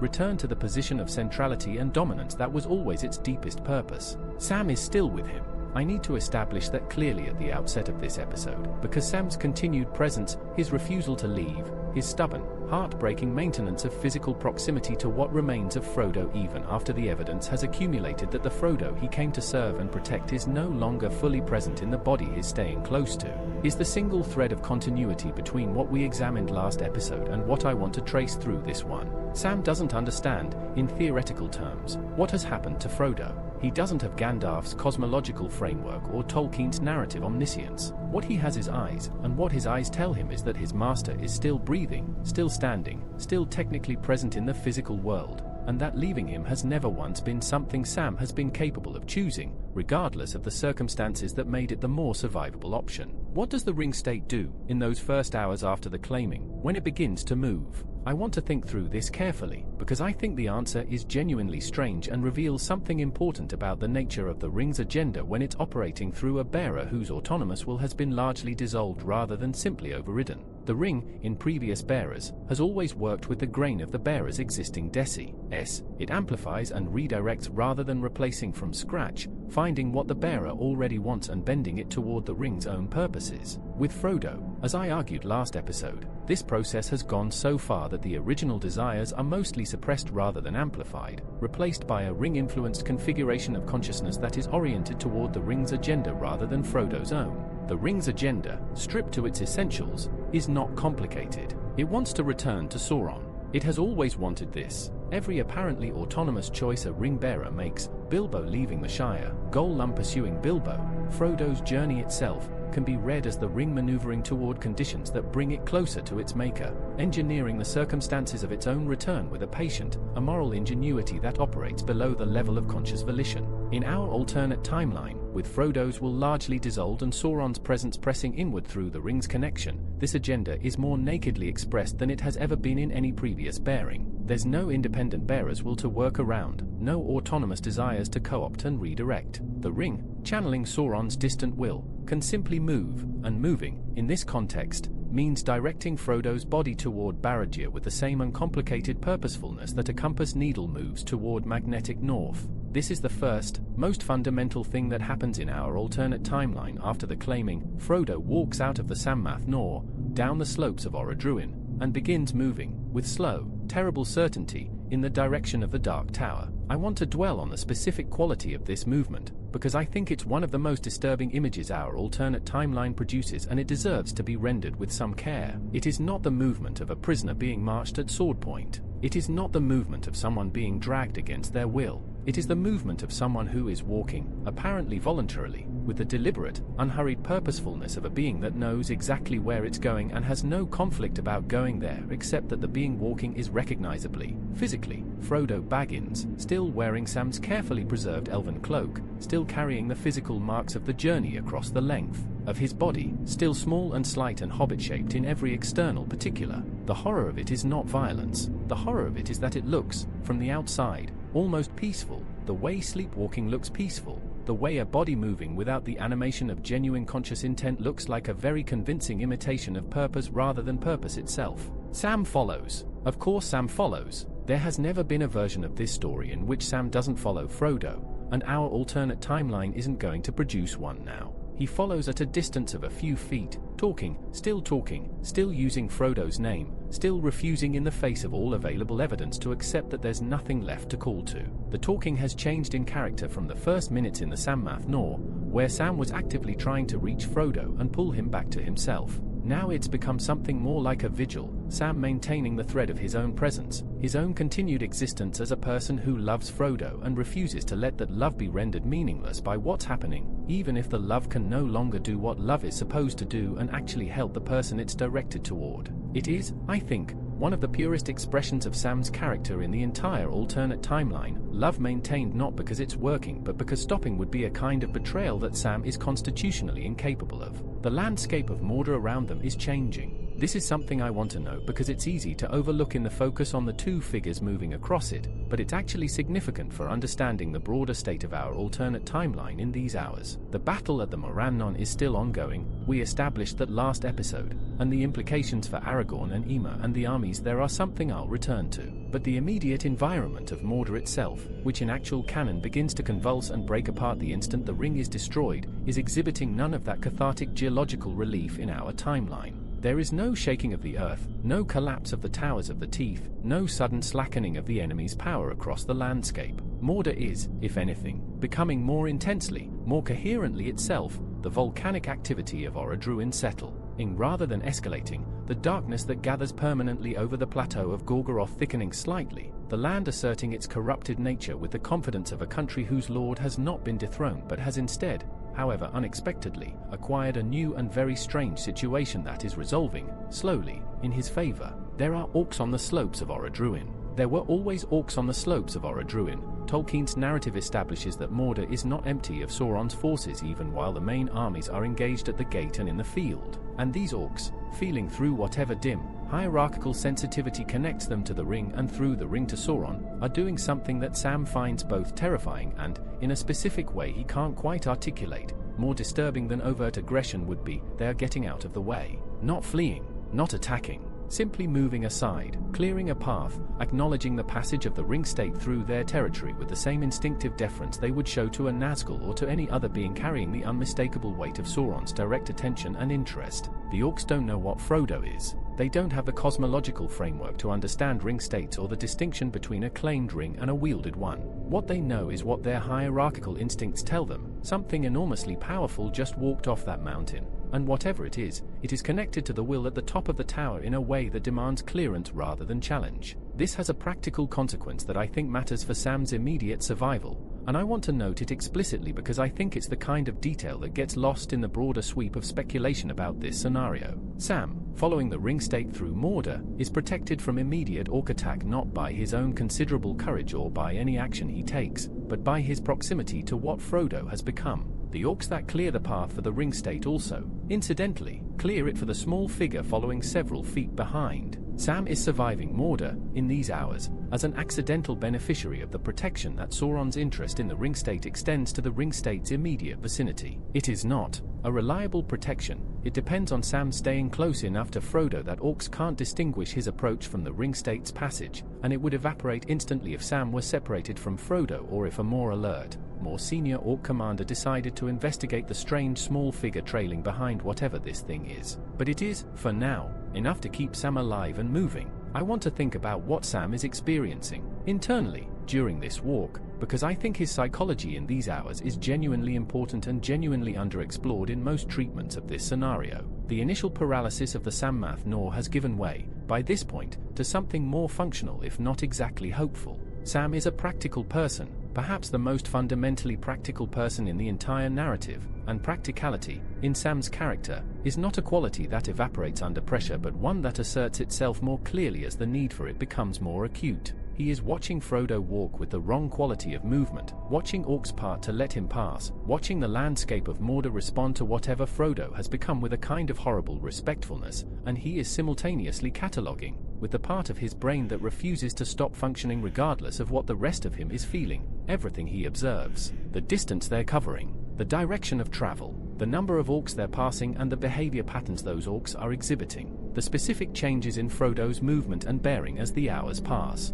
And Sam is noticing something that I want to flag here and develop further as the series progresses, because I think it becomes one of the most important threads in our alternate timelines later episodes, particularly the episodes dealing with whether anyone can stop what's happening, and how. The ring state is not completely stable. It is moving purposefully toward Barad-dûr, yes. The orcs are parting for it, yes. Sauron's will is clearly the dominant force operating through it. But there are moments, brief, unpredictable, irregular moments, where the quality of Frodo's movement changes slightly, where his pace falters for a half step, where his head turns, almost imperceptibly, not in the direction of Barad-dûr but toward something else, the sky above Mordor's permanent cloak. You'd cover, perhaps, or the ground beneath his feet, or nothing visible at all. These moments are very short. They don't produce any change in the ring state's overall trajectory, but they are real, and Sam sees them, and Sam, who has spent the entirety of this journey developing an intimate, minute sensitivity to every variation in Frodo's condition and behavior, understands what they mean, or at least understands what he hopes they mean, that somewhere beneath the ring's occupation of his master's consciousness, something that is still recognizably Frodo has not entirely ceased to exist. In our next episode, I want to move away from the road between Orodruin and Barad-dûr and out to the wider world, to Minas Tirith, to the armies at the Morannon, to Gondor and its people and their king, examining what the first hours of this alternate timeline's new reality look like for everyone who is not on that road and has no idea that the two small figures they sent into Mordor have produced not the salvation but the strangest and most ambiguous possible version of continued catastrophe. The first thing I want to establish about Gondor's situation in these hours, Ben, is something that I think gets skipped over too quickly in most discussions of what a failed ring quest would mean for the wider world. The people of Minas Tirith don't know. The soldiers defending what's left of the city's walls after the siege of Gondor don't know. Faramir, recovering from his wounds in the Houses of Healing, doesn't know. Eowyn, lying in the same houses with the still unhealed wound from her confrontation with the Witch King, doesn't know. The steward Denethor is already dead, that much of the timeline proceeds identically to canon regardless of what happens at Orodruin, since Denethor's madness and his death on his own pyre happened before the Morannon battle even begins. But everyone else who remained in Minas Tirith after the Pelennor Fields, everyone who is not on the road to the Black Gate, is living in a state of exhausted, cautious, deeply fragile hope. The hope of a city that has just barely survived the worst assault in its history and that is watching, from a distance, a battle at the Morannon whose outcome it cannot yet know. I want to spend some time in Minas Tirith before we talk about the military and political consequences, because I think the texture of life in that city in these specific hours, the hours between the Pelennor Fields aftermath and whatever news eventually arrives from the north, matters for understanding what kind of blow the news of the quest's failure would actually land on. This is a city that has already absorbed an almost incomprehensible amount of trauma in a very short span of time. The siege, the breaking of the gate, the Witch King's assault on the walls, the Pelennor battle itself, which was won but won at enormous cost, Theoden King dead on the field, the Rohirrim grievously depleted, Gondor's own forces shattered by the siege to the point where the army that marched to the Morannon was, as I noted last episode, a fract ion of what the combined force should have been. The people of Minas Tirith are not operating from a position of strength or confidence. They are operating from the specific, precarious psychological state of survivors who have just barely come through something that should have destroyed them, and who are holding themselves together on the assumption that the barely coming through was worth it, that it bought something, that somewhere in the darkness to the east two small figures are completing the mission that justifies every death on the Pelennor. When that assumption begins to crack, and it begins to crack not through a dramatic announcement but through the specific, terrible silence of a battle at the Morannon that doesn't end the way victories end, the psychological effect on Minas Tirith is, I think,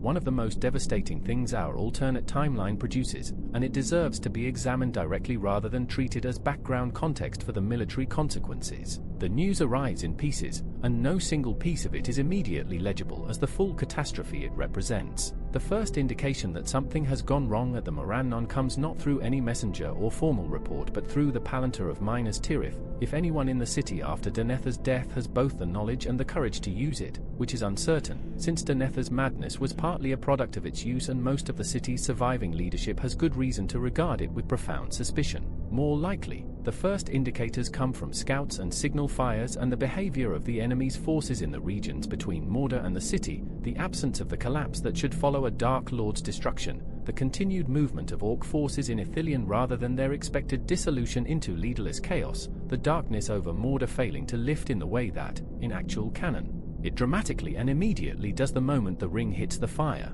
Faramir understands this language. He has spent years as a ranger of Ithilien, reading the enemy's movements through exactly these kinds of indirect signals, and he is, of all the surviving leaders in Minas Tirith, probably the one whose situational awareness is most finely calibrated to the specific indicators that distinguish a defeated enemy from one that is merely regrouping. I think Faramir knows something is wrong before any formal news arrives, and the specific quality of his knowing, the way a skilled intelligent CE officer, rather than a simple soldier, processes the absence of expected signals, means he is already working through the implications and trying to prepare responses before the wider population of the city has begun to register that anything has changed. What Faramir doesn't know, and cannot know from his position in the Houses of Healing, is the specific nature of what went wrong. He knows the quest has not succeeded in the expected way, because the expected consequences of its success are not materializing. He doesn't know whether Frodo is dead, or captured, or something else entirely, and the something else entirely of our alternate timeline is so far outside the range of outcomes anyone in Middle-earth was planning for that I don't think even Faramir's considerable intelligence and lore knowledge would allow him to predict it accurately without additional information.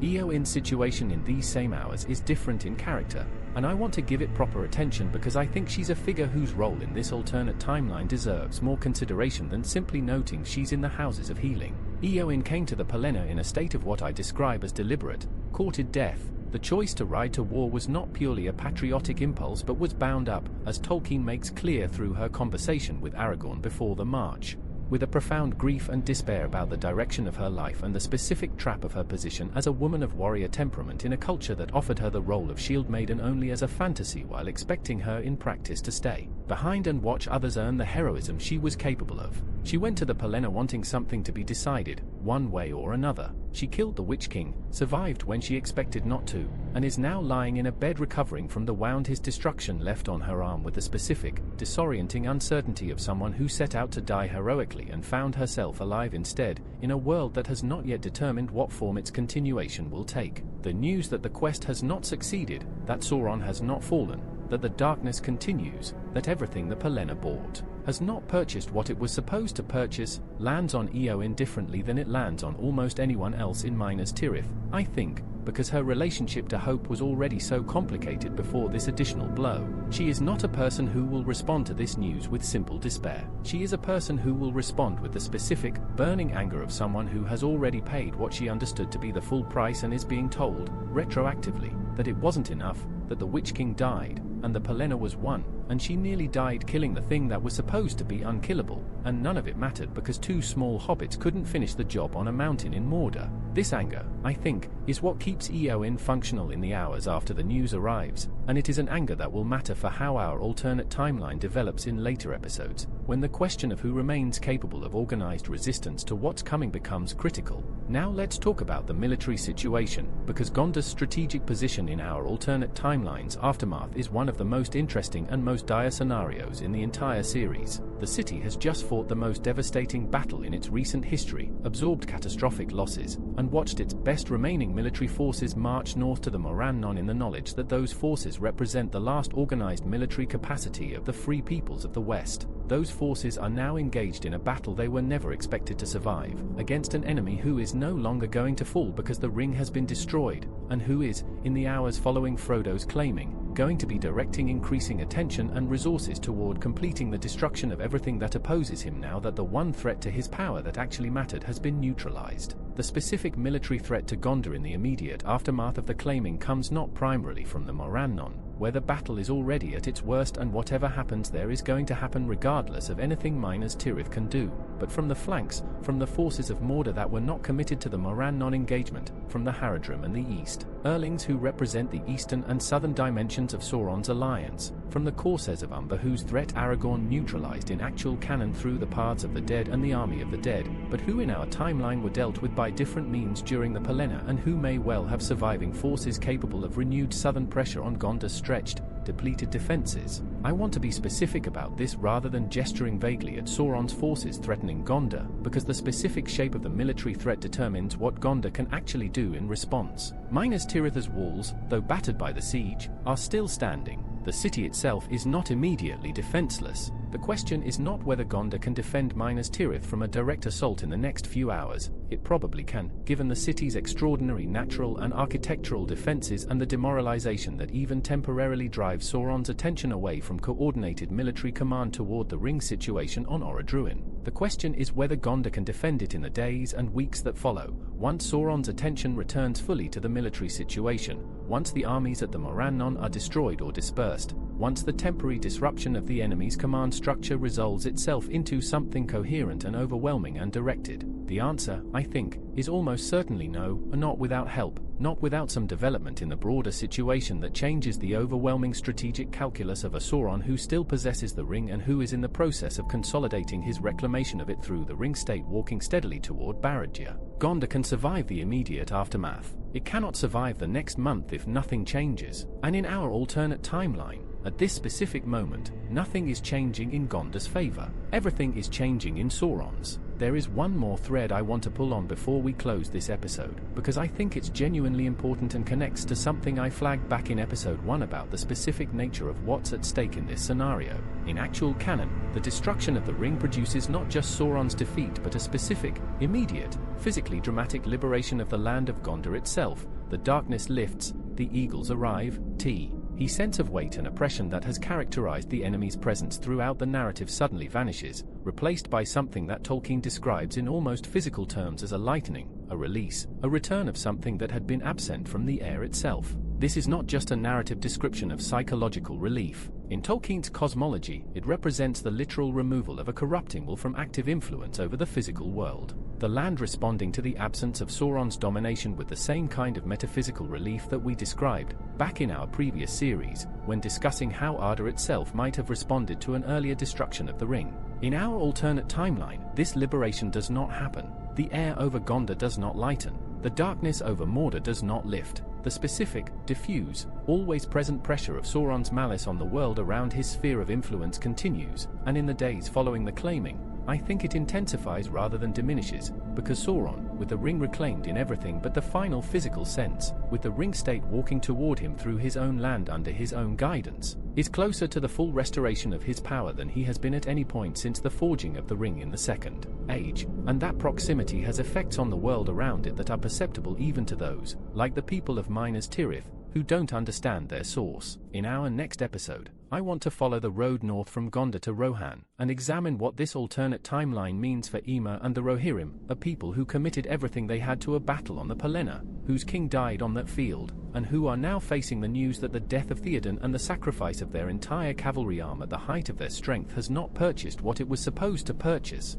In a kingdom that is both geographically and militarily far more exposed to the consequences of a surviving Sauron than even Gondor's dire situation suggests, I want to start this episode somewhere unexpected, Ben, not in Edoras, not on the Pelennor fields, not in any of the places where Rohan's story has already unfolded, but in a specific moment that I think captures the precise emotional register of what Rohan is facing in this alternate timeline more accurately than any sweeping political or military analysis could. I want to start with Merry. Merry Adoc Brandybuck, Merry, is in Minas Tirith in these hours, recovering from the psychological and physical aftermath of the Witch King confrontation on the Pelennor, the black breath that touched him when he drove his barrow blade into the Ringwraither's knee and allowed Eowyn to complete the kill. He is small and far from home and surrounded by people who are larger and more experienced and vastly better equipped to understand the strategic implications of what's happening than he is. And he loved Theoden King, genuinely, specifically, with the particular quality of love that develops between a very young person and a very old one who treats them with unexpected,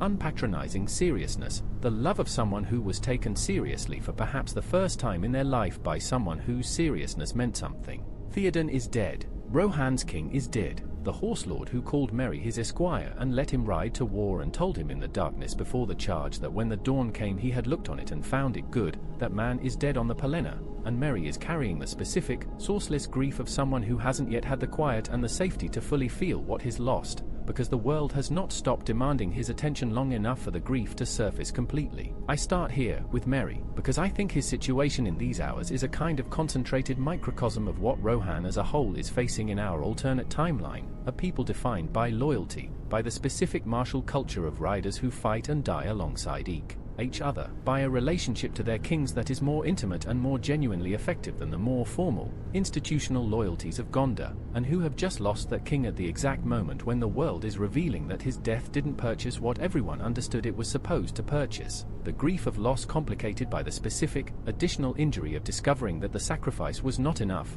that is Rohan's emotional reality in our alternate timeline. And it is a harder reality to navigate, I think, than simple defeat would be, because simple defeat at least has the clarity of its own finality. Let's establish Rohan's strategic position, because I think it's important to understand how genuinely exposed this kingdom is in the hours and days following Frodo's claiming. Rohan occupies the great plain of the Riddermark, stretching from the Erd Nimrei in the south to the eaves of Fangorn in the north, bordered by the Misty Mountains to the west and opening toward the Brown Lands and Rovanion in the east, a geography that gives it extraordinary mobility advantages under normal conditions, since a horse culture on an open plain can move and respond and concentrate force far faster than any infantry-dependent army. But that becomes a strategic liability in conditions where the threat is too large, too fast, and too broadly distributed to be outmaneuvered through the Rohirrim's traditional strengths. The plain that makes Rohan's cavalry devastating in open battle becomes simply open, flat, and indefensible when the force you're facing is large enough to advance across it on a broad front. Rohan's cavalry, which is its primary military asset and the thing that makes it genuinely critical to the defense of the West,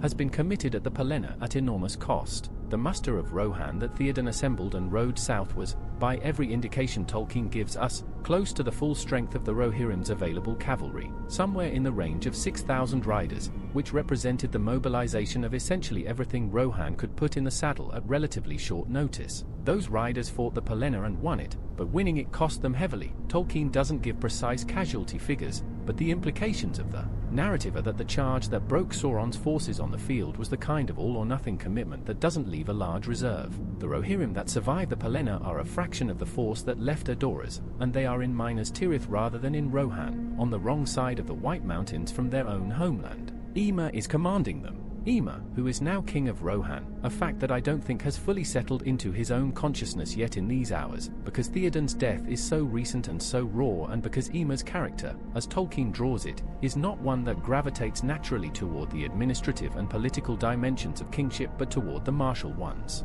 He is, in the most fundamental terms, a fighter, brilliantly capable, instinctively courageous, possessed of a tactical intelligence that expresses itself most clearly in the heat of battle rather than in council chambers or diplomatic correspondence. He is also, and this matters for understanding his response to our alternate timelines developing catastrophe, someone whose emotional life runs close to the surface in a way that is both his greatest human quality and, in conditions of sustained, unresolvable crisis, potentially a liability. The wild joy I mentioned last episode, the capacity for exultation in the face of darkness that Tolkien gives him at the Morannon in actual canon, is the same emotional depth that makes the absence of that exultation, the news that the darkness is not ending, something that could hit him with unusual force. What Ema knows, in these hours at Minas Tirith, tracks roughly with what we established in our Gondor episode. The signals are wrong, the expected consequences of a successful ring quest are not materializing, and the battle at the Morannon has gone silent in a way that victorious battles don't go silent. He has his own dead to reckon with,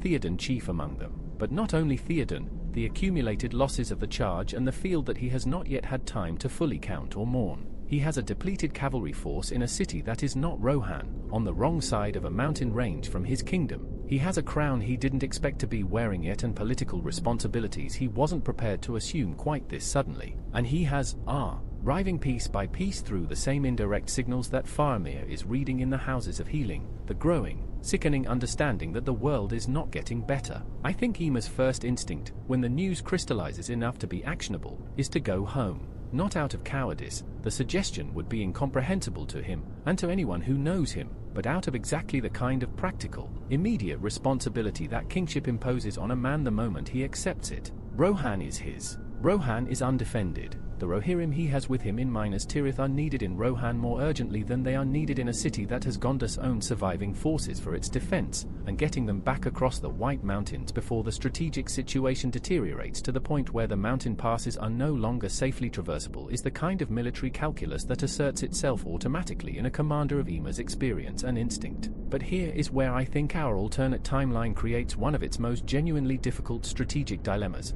and I want to work through it carefully rather than simply asserting that Ema makes the obvious choice. The question of whether the Rohirrim should stay in Minas Tirith or return to Rohan is not, in our alternate timeline, a question with an obviously correct answer, because both options carry devastating costs that the other option doesn't. If Ema takes his forces and rides for Rohan, Minas Tirith loses what may be a significant portion of its remaining effective cavalry capability precisely at the moment when the enemy's forces are going to be reorganizing under a Sauron whose attention is returning to military matters. If Ema stays, Rohan is left defended only by whatever garrison forces weren't committed to the muster, older men, younger boys, women who have the will to fight but not necessarily the training, the specific situation that Tolkien describes through Eowyn's backstory as the recurring nightmare of Rohan's women left behind during the musters, waiting to see whether the riders come home. The complicating factor, and the one that I think makes this dilemma genuinely impossible to resolve cleanly, is Saruman. In actual canon, Saruman's occupation of the Shire,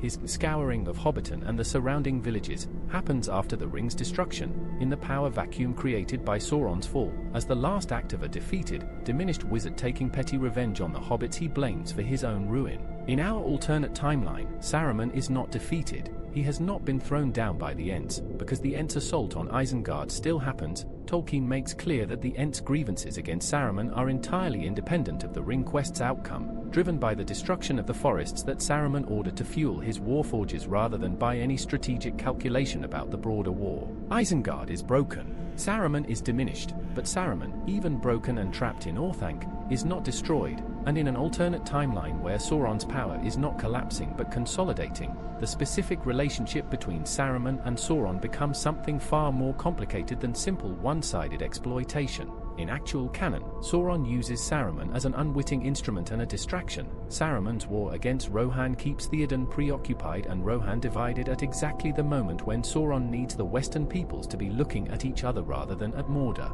In our alternate timeline, with Sauron still powerful and now in the process of reclaiming his ring through the ring state walking toward Barad-dûr, I think the dynamic between the two corrupted Maya shifts in a way that is genuinely difficult to predict. Saruman, even from his tower in the ruins of Isengard, is not simply an ally Sauron can rely on. Their relationship has always been, as I argued back in our previous series, more rival than servant. But Saruman is also not in any position, in the immediate aftermath of his defeat by the Ents, to act as an independent military force. What he is, I think, is an opportunist watching the developing situation with enormous attention and calculating, with the specific, self-interested precision that defines his character, where his best advantage lies in a world where Sauron is consolidating power rather than falling. Rohan, with its king dead and its best cavalry committed in Minas Tirith and its western flank bordered by the ruins of Isengard where a still-living Saruman sits in his tower, is in an extraordinarily vulnerable position. And I think Saruman knows this, and I think the specific knowledge that Theoden is dead and Ema is young and untested as king and the Rohirrim are divided between the city and the homeland,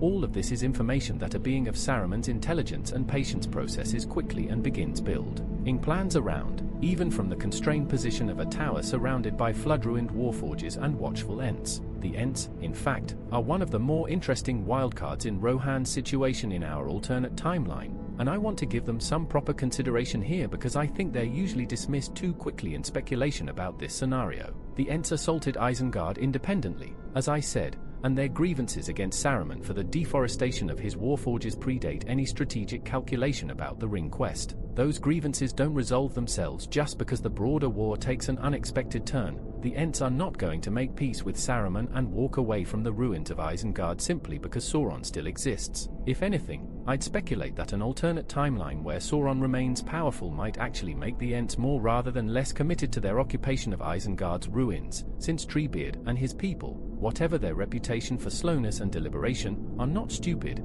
and they understand that a world where Sauron is not defeated is a world where Saruman's confinement in Orthanc matters more rather than less. This creates a genuinely strange situation around Rohan's western border, Isengard occupied by Ents rather than by Saruman's forces, Saruman himself trapped in Orthanc and unable to use his remaining power militarily but entirely capable of using it persuasively, informationally, through the kind of voice and counsel corruption that he attempted against Theoden and that, without Gandalf's counter-presence, might find more receptive audiences among the traumatized, leaderless communities of the Westfold whose villages were raided by Saruman's Uruk-hai and who are now living in the aftermath of loss without either their king or a clear understanding of whether the sacrifice was worth it. This is the thread I find most disturbing about Rohan's situation in our alternate timeline, not the direct military threat, which is real but at least legible and therefore potentially manageable, but the subtler, slower threat of a people whose narrative of meaning has been disrupted by the news of the quest's failure. The Rohirrim rode to Gondor's aid on the basis of an oath, yes, but also on the basis of a story, the story that the darkness could be ended, that the sacrifice had a destination, that Theoden's death would mean something beyond itself. When that story fails to complete itself in the expected way, what happens to the people whose courage was partly sustained by it? This is not a question with a clean military answer. It is the question of morale, of collective meaning-making, of how a culture processes the discovery that the sacrifice was necessary but not sufficient, and it is, I think, one of the most genuinely human questions our entire alternate timeline raises. Ema will hold Rohan together. I'm confident of this, not because the odds favor it but because Ema's character, as Tolkien draws it, is precisely the kind of character that holds things together in conditions where holding together requires the refusal of despair as an act of will rather than as a response to genuinely hopeful circumstances. But holding Rohan together in our alternate timeline is going to require him to simultaneously manage a depleted cavalry force in the wrong location, a vulnerable homeland on the wrong side of a mountain range, a still-living Saruman on his western border, and the psychological challenge of leading a grieving people whose faith in the story they rode to enact has been shaken to its foundation. All of this without the experienced counsel of Gandalf, who is 40 miles from Orodruin trying to manage an entirely different dimension of the catastrophe, and without the steady, long-view wisdom of Aragorn. who has his own impossible situation at the Morannon to navigate. What Rohan needs, in this alternate timeline, is time. Time for Ema to get his forces home. Time for the shock of the news to settle into something that can be organized and responded to rather than simply suffered. Time for whatever thread of hope remains in the broader situation, the ring state's instability, Sam's continued presence, the specific possibility we flagged at the end of episode 6 that something recognizably Frodo has not entirely ceased to exist beneath the ring's occupation, to develop into something actionable before Sauron's reconsolidating power closes off every remaining option.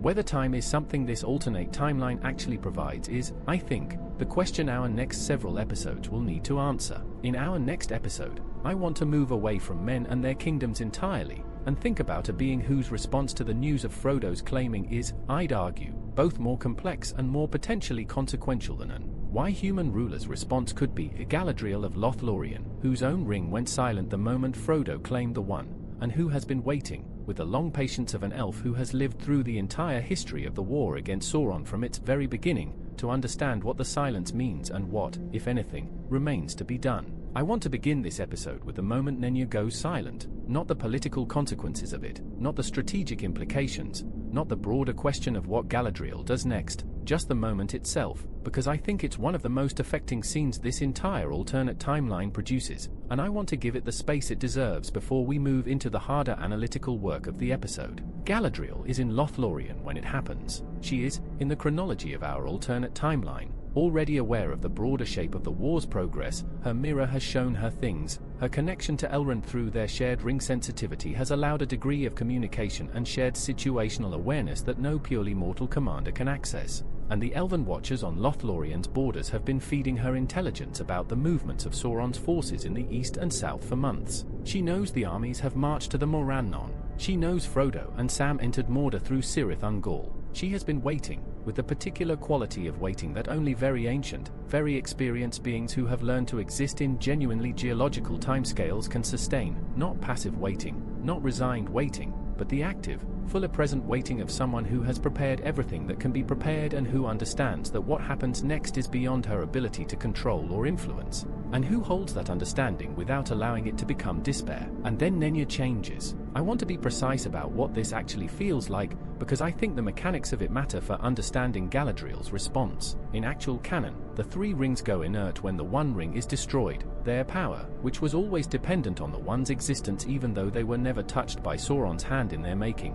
simply ceases, the way a satellite dish loses its signal when the broadcasting tower goes dark. This is experienced by their bearers as a loss, a fading, the specific melancholy of watching something beautiful stop being what it was. In our alternate timeline, what happens to Nenya is different in character, and I think understanding the difference is crucial. The One Ring is not destroyed. It is claimed, actively, consciously, assertively claimed by a will that is not Sauron's, and this claiming produces in Nenya not the clean, final silence of destruction but something more disturbing, a kind of interference, a disruption of the ring's steady functioning that is not cessation but distortion. The signal doesn't go dark, it goes wrong. Galadriel feels Nenya become, in the space of a few seconds, something she has never felt it be in all the centuries she has worn it, unreliable, flickering, its preservative power still technically present but no longer stable, oscillating between its normal function and something else. Something that feels like the ring trying to orient itself toward the new claiming will the way a compass needle tries to orient toward the nearest magnetic source when two competing magnetic fields are pulling on it simultaneously. This is, I want to argue, significantly more alarming than simple cessation would have been.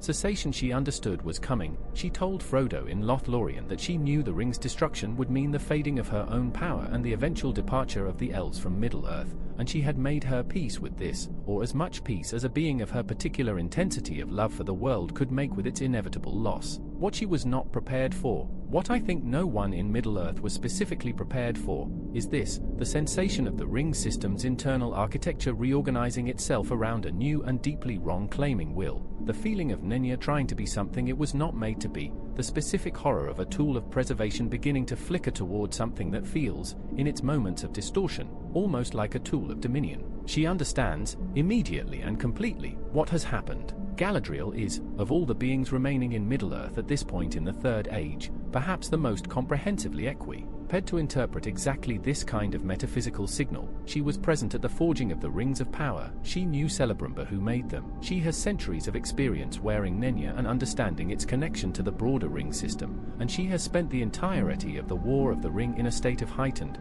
continuous attention to exactly the kind of indirect signals that the ring system's behavior generates. She doesn't need to reason toward the conclusion that Frodo has claimed the ring rather than destroying it. She feels it, directly, in the distortion of Nenya's behavior, and the feeling carries its own immediate, devastating certainty. What she does in the minutes following this realization is, I think, one of the most revealing moments in her entire characterization, and I want to examine it carefully because I think the temptation she faces here is the most serious temptation she confronts in our entire alternate timeline, more serious, in some ways, than the canonical temptation she faces when Frodo offers her the ring in Lothlorien.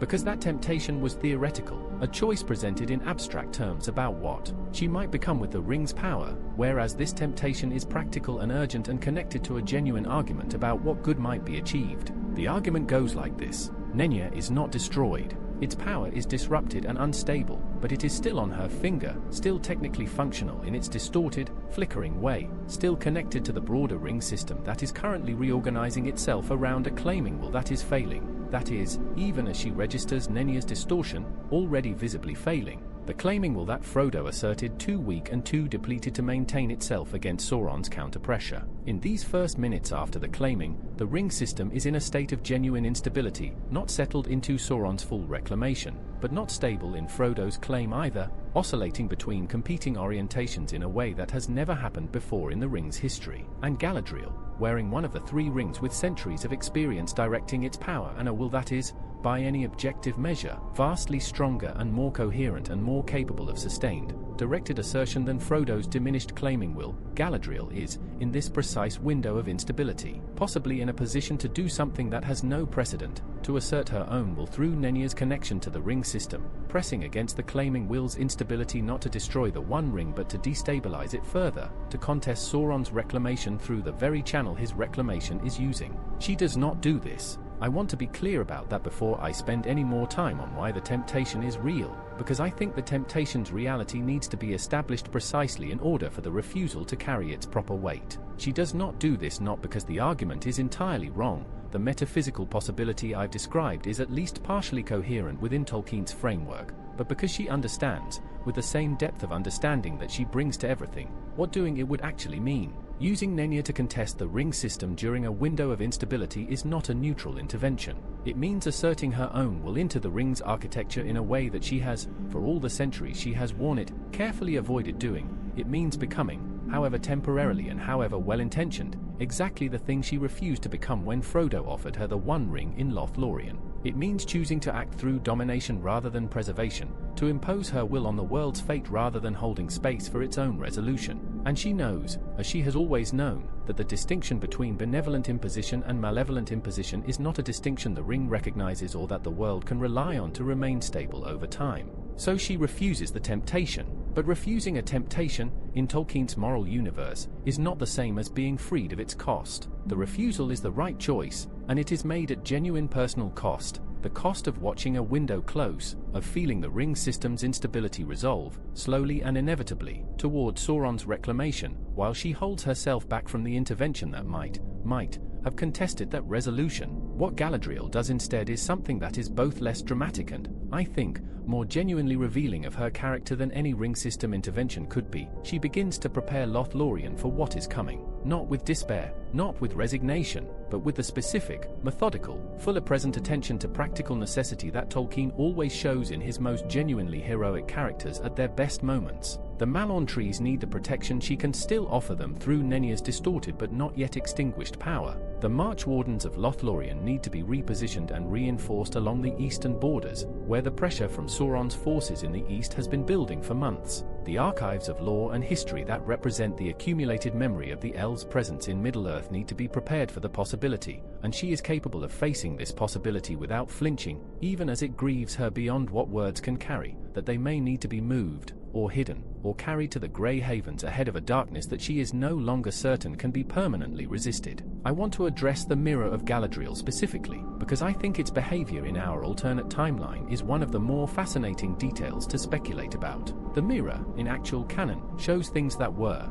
and things that are, and things that yet may be. Tolkien is explicit that what it shows is not simply the future but a range of possibilities, things that will come to pass only if certain paths are followed, and that its images are to be interpreted carefully rather than taken as fixed prophecy. In our alternate timeline, I'd argue the mirror's behavior becomes significantly more disturbing than its canonical behavior. For a specific reason, the ring state that Frodo has become is, as I established back in episode 6, a profoundly unstable and unpredictable configuration, not simply Sauron's will in a new vessel, but a disturbed, flickering hybrid whose behavior even Sauron cannot fully predict or control. Things that the mirror might show in our timeline would be more ambiguous, more branching, more saturated with genuine uncertainty than its images in actual canon, because the future it's trying to illuminate is being shaped by a force, the ring state, with its suppressed traces of Frodo's authentic self, that is itself constitutionally resistant to the kind of settled, predictable trajectory that lends itself to clear prophetic imagery. I think Galadriel looks in the mirror in these hours, and I think what she sees is not a single clear image of catastrophe or salvation but something more fragmentary and more haunting, flashes of possibility rather than a settled trajectory, images that contradict each other in ways the mirror doesn't normally produce, and among all of them,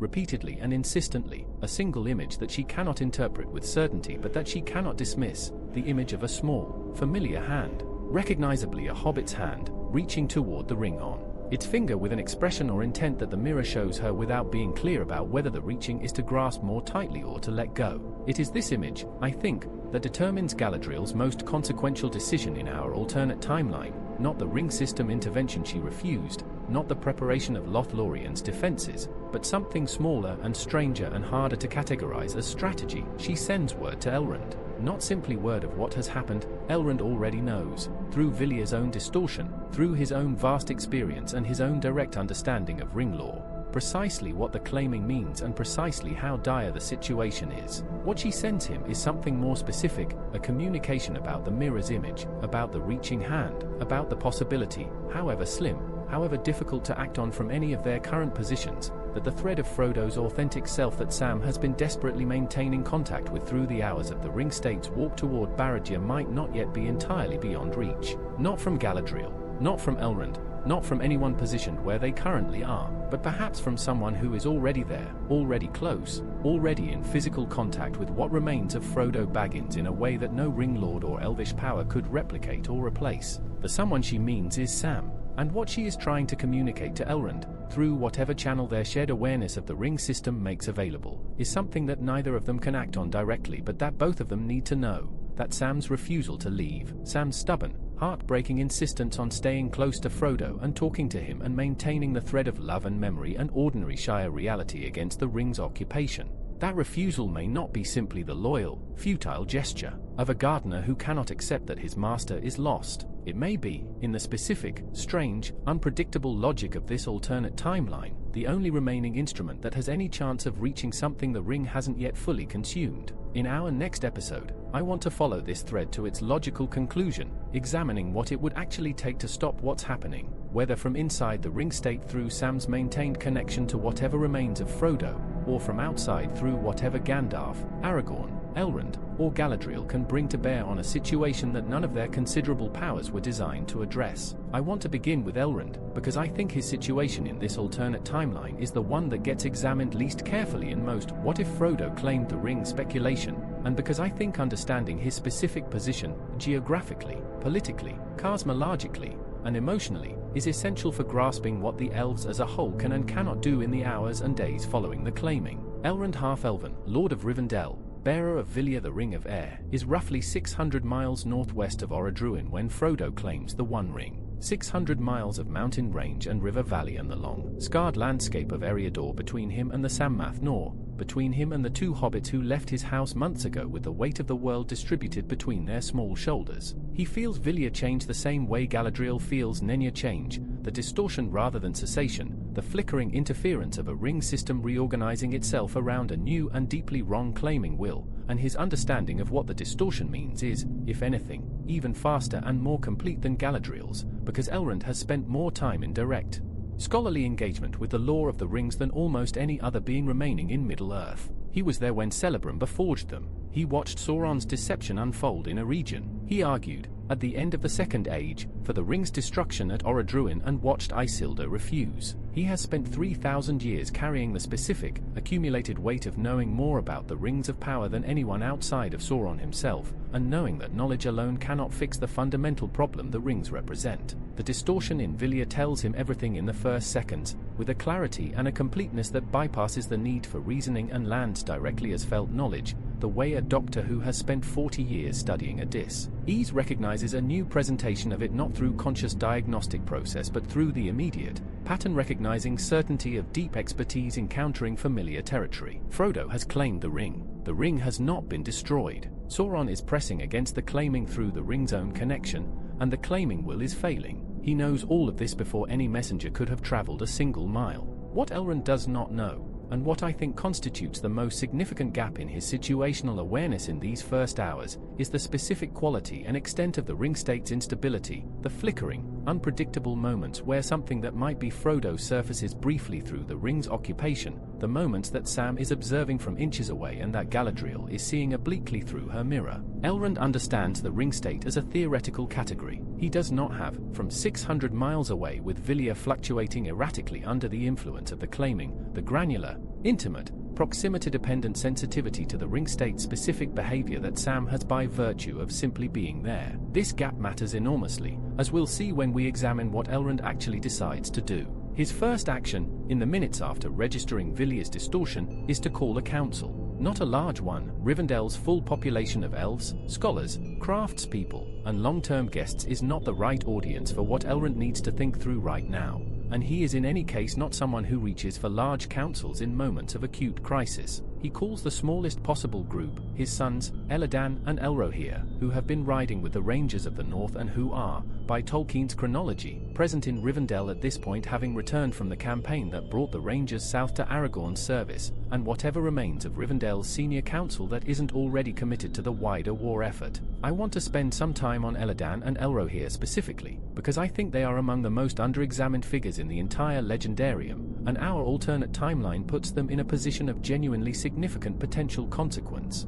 They are the sons of Elrond, half-elven and Celebrian daughter of Galadriel, which makes them grandchildren of two of the three ring-bearers and the heirs of a lineage that includes both Elvish and Edain blood going back to the First Age. They are, in Tolkien's telling, formidable warriors, driven to their militant careers in the wilds partly by the specific, personal, never fully healed grief of their mother Celebrian's capture and torment by orcs in the Redhorn Pass, an event that eventually drove her to sail west though she survived it physically. They are also beings who have, unlike Elrond himself, chosen to remain in the embodied, active, combative engagement with the world's evil rather than retreating to the more contemplative, preservative posture that Elrond's role as Lord of Rivendell sometimes requires of him.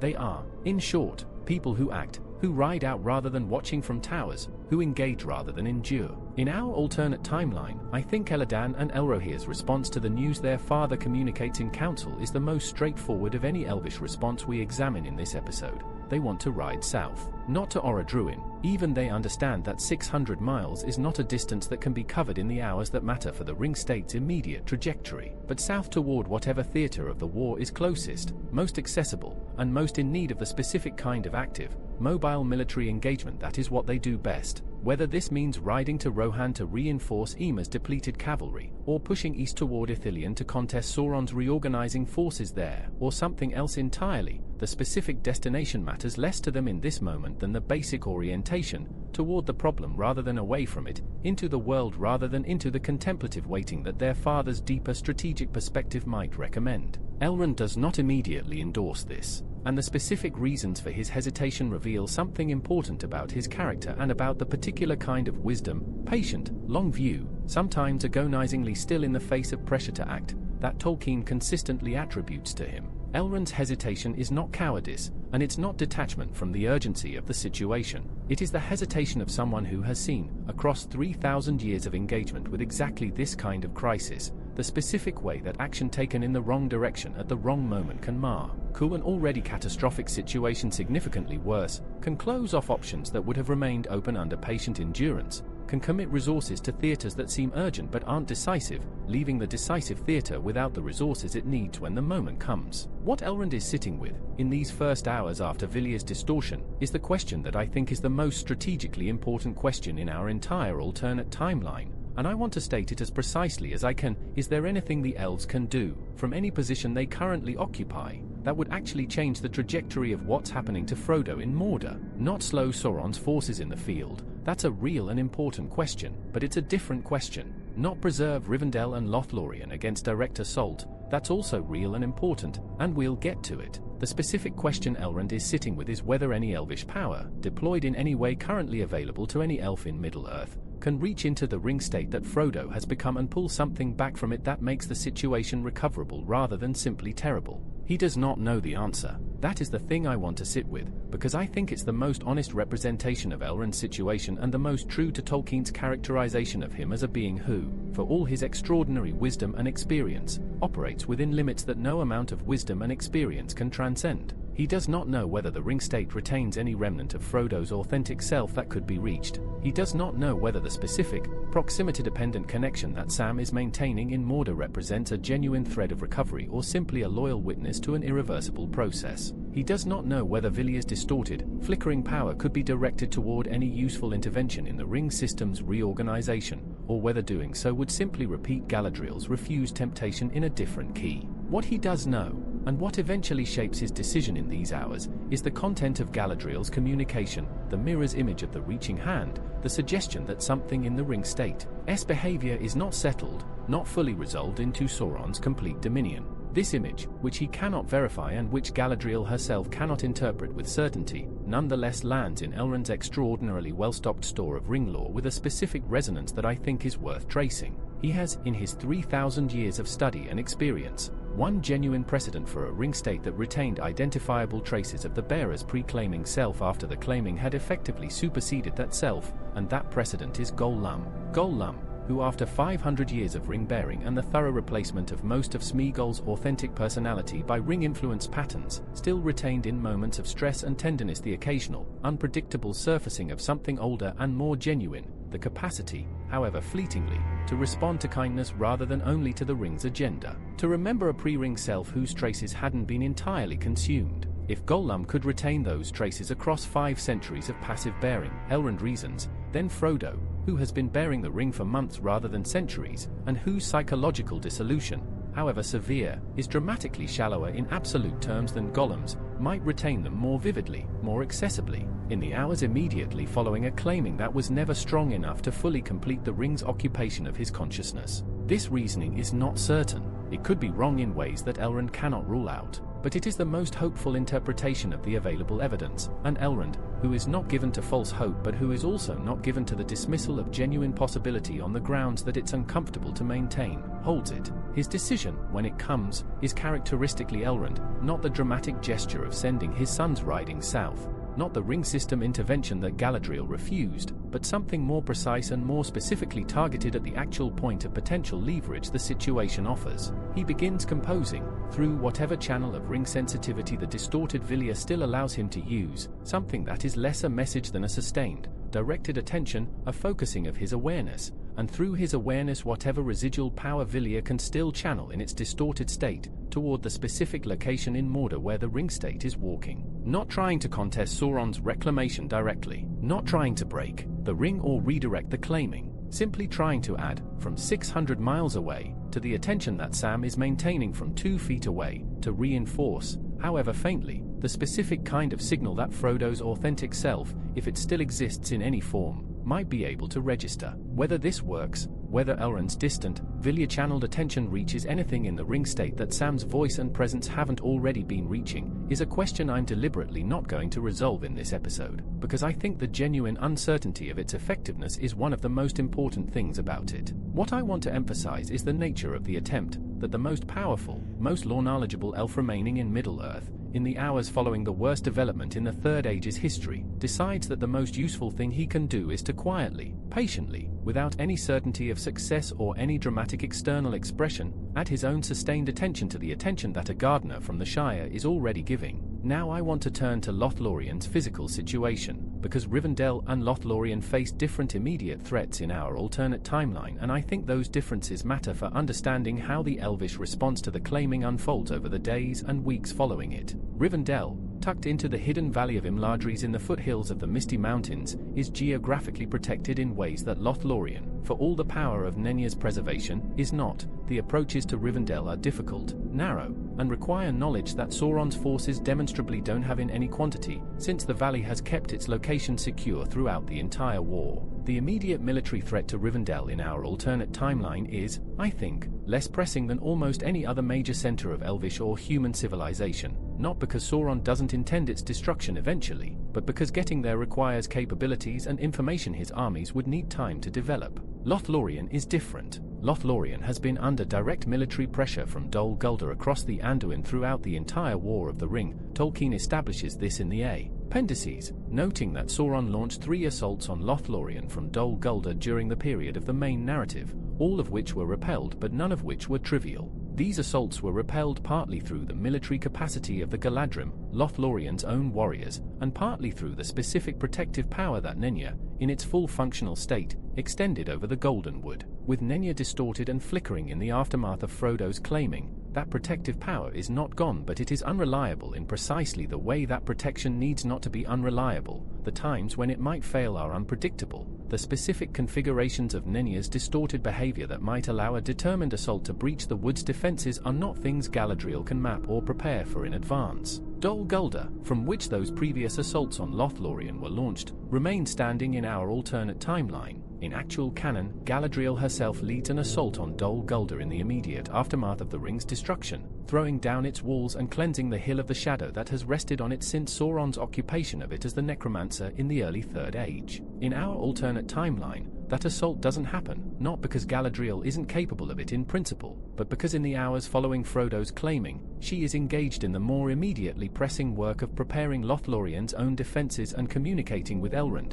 and the specific window of Sauron's disrupted attention that made the Dol Guldur assault possible in actual canon. The window created by the ring's destruction overwhelming his consciousness simply never opens in our timeline. Dol Guldur standing means a 4th assault on Lothlorien is possible, perhaps imminent, in a wood whose primary magical protection is now flickering and unreliable. I think this is the most pressing immediate military threat facing any Elvish realm in our alternate timeline, and I think Galadriel knows it, and I think the specific combination of knowing it and refusing to respond to it by attempting the ring system intervention she's already refused represents one of the most sustained and most costly acts of principled restraint in the entire alternate history. She is watching a threat gather across the Anduin with the knowledge that she possesses, in Nenya's distorted but not extinguished power, an instrument that might contest that threat through means she has chosen not to use, and she is holding that choice in the face of accumulating pressure, because she understands, more clearly than anyone, that the moment she decides the stakes are high enough to justify using the ring's connection as a weapon of domination rather than preservation,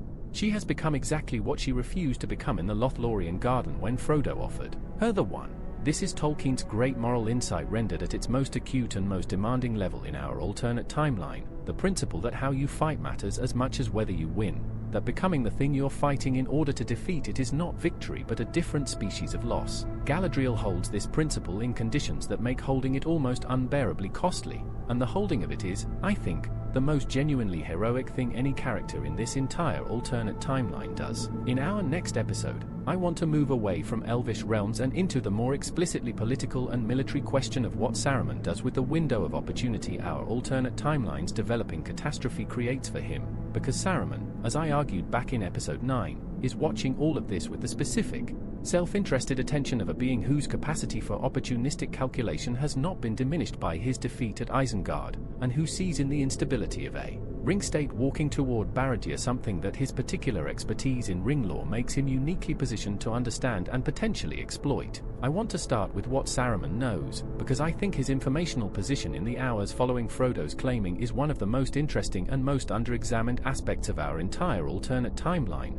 and getting it precisely right matters for understanding everything he subsequently does. Saruman is in Orthanc. He has been in Orthanc since the Ents flooded Isengard's plain and left him trapped in the tower's upper chambers, stripped of his armies, stripped of his war machine, stripped of the elaborate industrial apparatus he spent decades building in the ring of Isengard's great circular wall. What he has not been stripped of, and what I think is crucial for understanding his role in our alternate timeline, is his mind. Saruman's intelligence, his accumulated ring lore, his centuries of careful study of Sauron's methods and the broader mechanics of the ring system's function, none of that went into the Ents flood, none of it was washed away with the Uruk-hai barracks and the forge pits and the blasted circle of Isengard's ruined earth. He is diminished militarily, he is not diminished cognitively, and the specific cognitive capacity that matters most in the hours following Frodo's claiming is his ability to read the ring system's behavior through his own long, intimate familiarity with its architecture. He doesn't have a ring. This is the foundational fact of Saruman's situational awareness that distinguishes him from Elrond and Galadriel.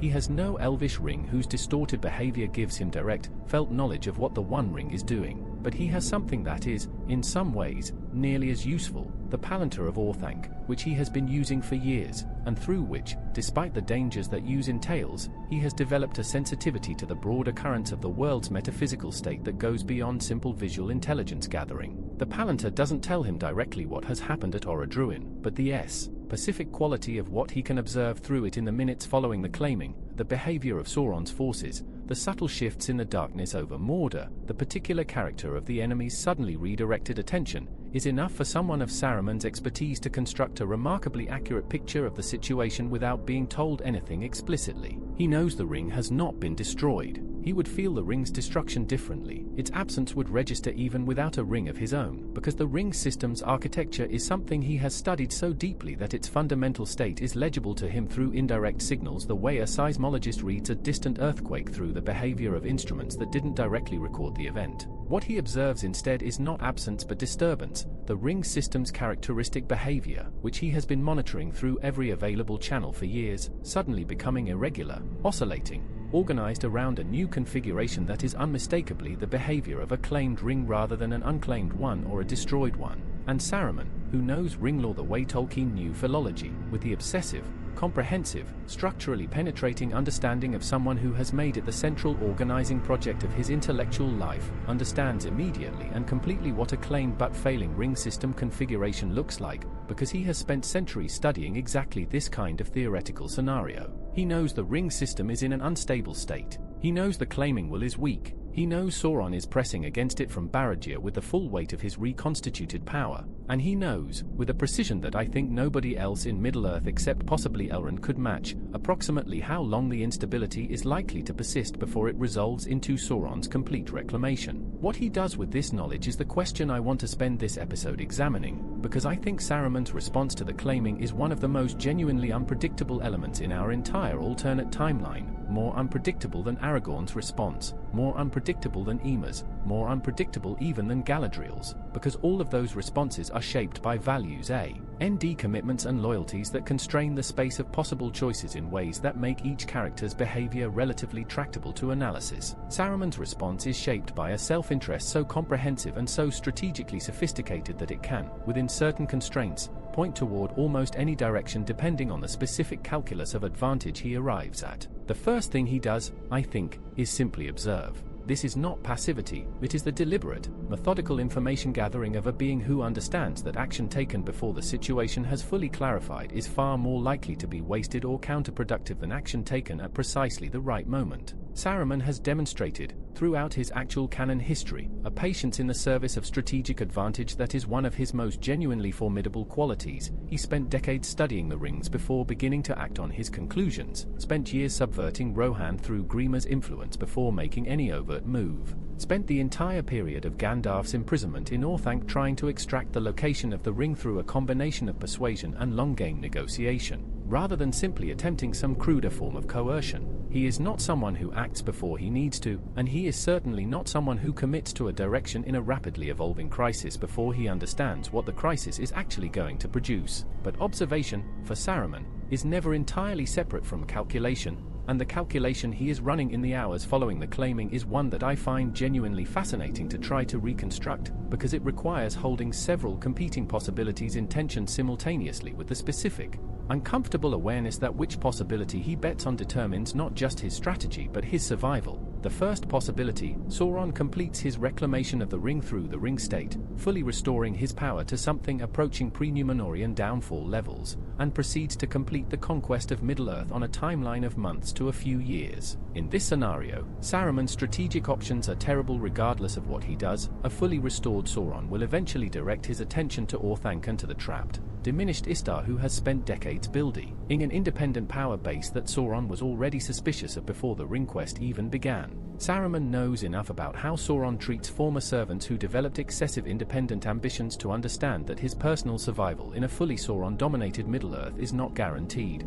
and might be quite brief. The second possibility, the ring state's instability persists, or worsens, in ways that prevent Sauron from completing his reclamation cleanly. The traces of Frodo's authentic self that we've been tracking through Sam's maintained connection and Galadriel's mirror and Elrond's distant attention turn out to represent more genuine resistance than anyone currently assessing the situation from outside can verify. In this scenario, the world is in a prolonged, genuinely uncertain liminal state, a situation without clear precedent in the ring's history, and the specific configuration of that uncertainty might create opportunities that wouldn't exist in either the clean destruction or the clean reclamation scenario. The third possibility, and the one I think Saruman's specific combination of ego and expertise makes most dangerously seductive to him, that the ring state's instability represents a window, however narrow and however dangerous, in which a being with sufficient ring lore expertise, sufficient will, and sufficient proximity to act might be able to insert himself into the ring system's reorganization in a way that neither Galadriel nor Elrond was willing to attempt. Not to destroy the ring, Saruman has never been oriented toward destruction as a primary tool, and destroying the ring would eliminate the source of power he's been coveting for decades in any case. But to contest the reclamation, to assert his own expertise and his own will into the flickering, unstable space between Frodo's failing claim and Sauron's pressing counterclaim, not necessarily to seize the ring for himself immediately, but to demonstrate to whatever is left of Frodo's consciousness, or to the ring state's own organizational logic, that there is another will present in the system, one that is neither Sauron nor Frodo, one with the specific ring lore knowledge to navigate the architecture of the claiming in ways that no other living being in Middle-earth could replicate. I want to be honest about how I assess the viability of this third option, because I think it's easy to either dismiss it as obviously absurd or accept it uncritically as a coherent plan, and I think neither of those responses is accurate. It is not obviously absurd. Saruman's ring lore is genuinely extraordinary, and the specific window of instability we've been describing is precisely the kind of unprecedented situation where the rules of what's possible are less settled than they normally are. But it is also not a coherent plan in any strict sense, because what Saruman would be attempting has never been attempted, carries risks he cannot fully calculate, and requires him to engage with the ring system from a position of far greater metaphysical vulnerability than either Elrond or Galadriel, neither of whom attempted it, faced when they evaluated and refused the same category of intervention. The difference, and it is a significant difference, is motivation. Elrond and Galadriel refused their respective versions of the ring system intervention because they understood it as a path toward becoming what they were fighting, toward substituting their own dominion for Sauron's in a way that violated the fundamental principle of non-imposition they had maintained throughout their lives. Saruman does not have this constraint, or rather, he has it in principle as a Maya sent to Middle-earth with a specific mandate about how to exercise power, but he has been eroding and justifying and quietly setting it aside for so long that it no longer functions as a genuine restraint on his behavior. The self-protective logic that keeps Saruman from attempting the ring system intervention is not ethical, it is strategic. He is not afraid of becoming a Dark Lord. He has been working toward something not entirely unlike that goal for years. He is afraid of attempting the intervention and failing, which would expose him to Sauron's direct, fuller-focus wrath at the worst possible moment from the worst possible position. He decides to wait, not indefinitely. The window of instability is not indefinite, and he knows this better than anyone. But he waits for a specific signal, one that his ring lore expertise tells him he will be able to read when it appears, a change in the ring state's behavior that either confirms the instability is resolving toward Sauron's complete reclamation, in which case the window has closed and his options narrow dramatically, or confirms that the instability is deepening or persisting in unexpected ways.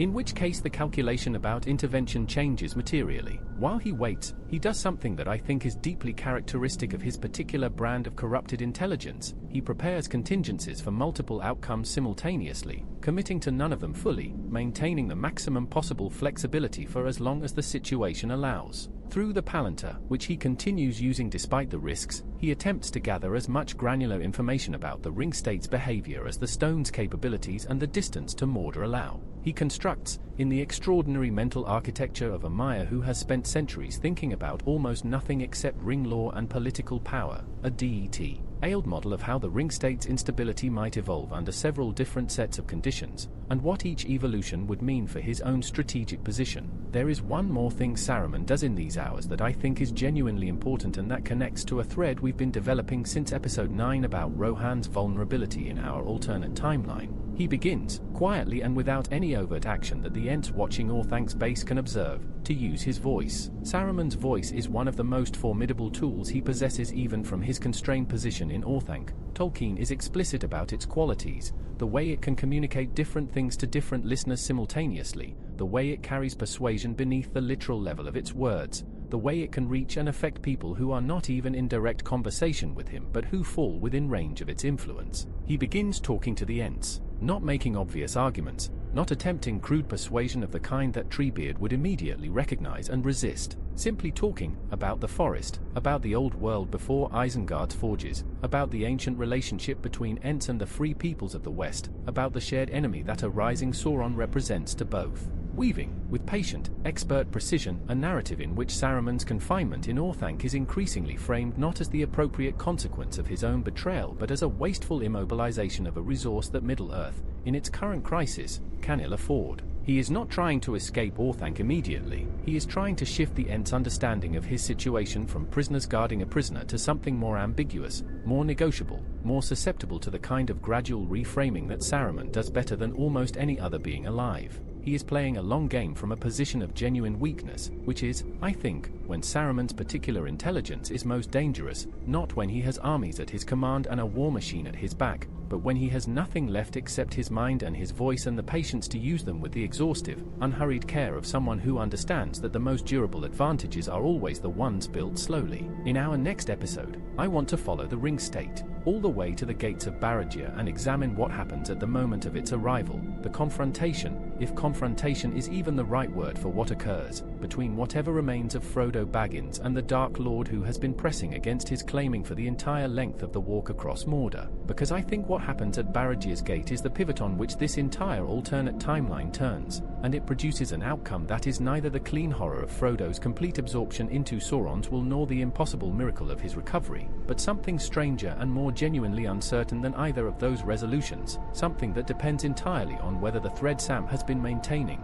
and Elrond reinforcing from 600 miles away, and Galadriel, watching in her mirror, has held. I want to take you to the gate of Barad-dûr at the moment the ring state arrives, because I think it's the scene this entire series has been building toward from its very first episode, and I want to render it with the care and the precision it deserves rather than rushing through it to get to consequences and conclusions. Everything we've examined across 12 episodes, the claiming, the dissolution, Sam's vigil, the army's desperation, the elvish responses, Saruman's calculating patience, all of it has been moving toward this single convergence point, and I think the specific quality of what happens here determines whether any version of hope remains available in this alternate timeline or whether the darkness becomes, finally and completely, total. The walk from Orodruin to Barad-dûr across the plateau of Gorgoroth takes hours. Tolkien's geography places Mount Doom roughly in the center of the plateau, with Barad-dûr toward its northeastern edge overlooking the plain of Gorgoroth from a long spur of the Erd Litui, the Ash Mountains. The distance is not enormous in absolute terms, perhaps 20 miles of blasted,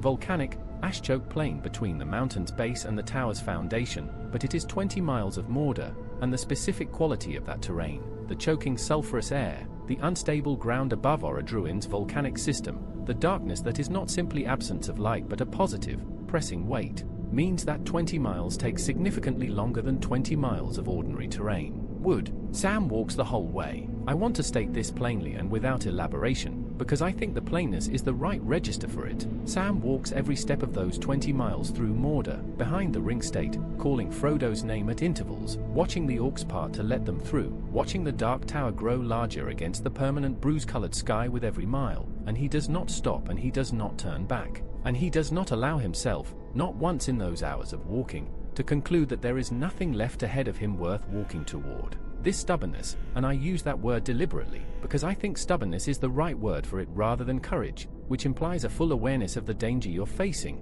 or hope, which implies a belief in the possibility of the outcome you're working toward, is the single most important thing happening in our alternate timeline in these hours, and I want to explain precisely why before we get to the gate. Sam's stubbornness is important not because it changes the ring state's behavior or slows its progress toward Barad-dûr or gives the armies at the Morannon any additional time or resources. It is important because of what it maintains in the space between Sam and whatever remains of Frodo, the specific quality of continued, proximate, embodied presence that is the only thing, in Tolkien's moral universe, that has ever successfully reached beings in states of severe incorruption. Not power, not law, not strategic intervention from a distance. Presence, the physical, sensory, immediate reality of another person who has not given up. We saw this in actual canon, in the moment on the slopes of Orodruin when Frodo, unable to walk another step, hears Sam offer to carry him. The ring has been working on Frodo for months. His body is failing. His will is nearly spent, and what reaches him in that moment is not an argument or a strategy or an exercise of counter-magic. It is Sam's voice, Sam's face, Sam's completely unconditional willingness to take on Frodo's physical weight in addition to his own.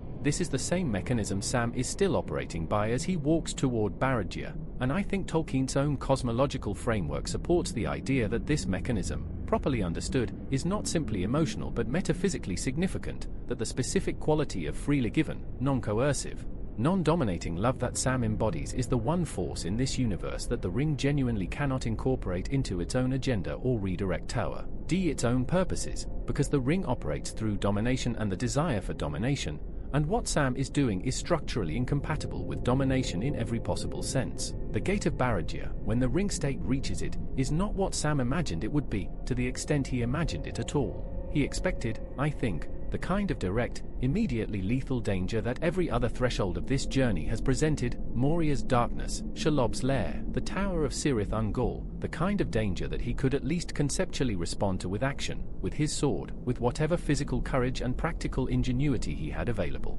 What he finds instead is something that strips away the possibility of that kind of response entirely. The gate opens. Not through violence, not through any action Sam takes, not through any force being applied from outside. It opens because the ring state walks toward it with the specific orientation of something returning to its source, and Barad-dûr recognizes that orientation the way a lock recognizes its own key. The orcs at the gate do not challenge them. They part, exactly as the orcs on the plateau parted, with the same uncomfortable deference that Sam has been watching for 20 miles, the deference of creatures responding to a hierarchical signal they cannot interpret precisely but cannot ignore. Sam passes through the Gate of Barad-dûr following Frodo, and he is not stopped, and he is not killed, and he is not even, in those first seconds, specifically noticed by anything capable of deciding what to do with him. I want to pause here, because this moment, Sam passing through the Gate of Barad-dûr unmolested, is one of the things about our alternate timeline that I think requires the most careful examination, because it seems, on its face,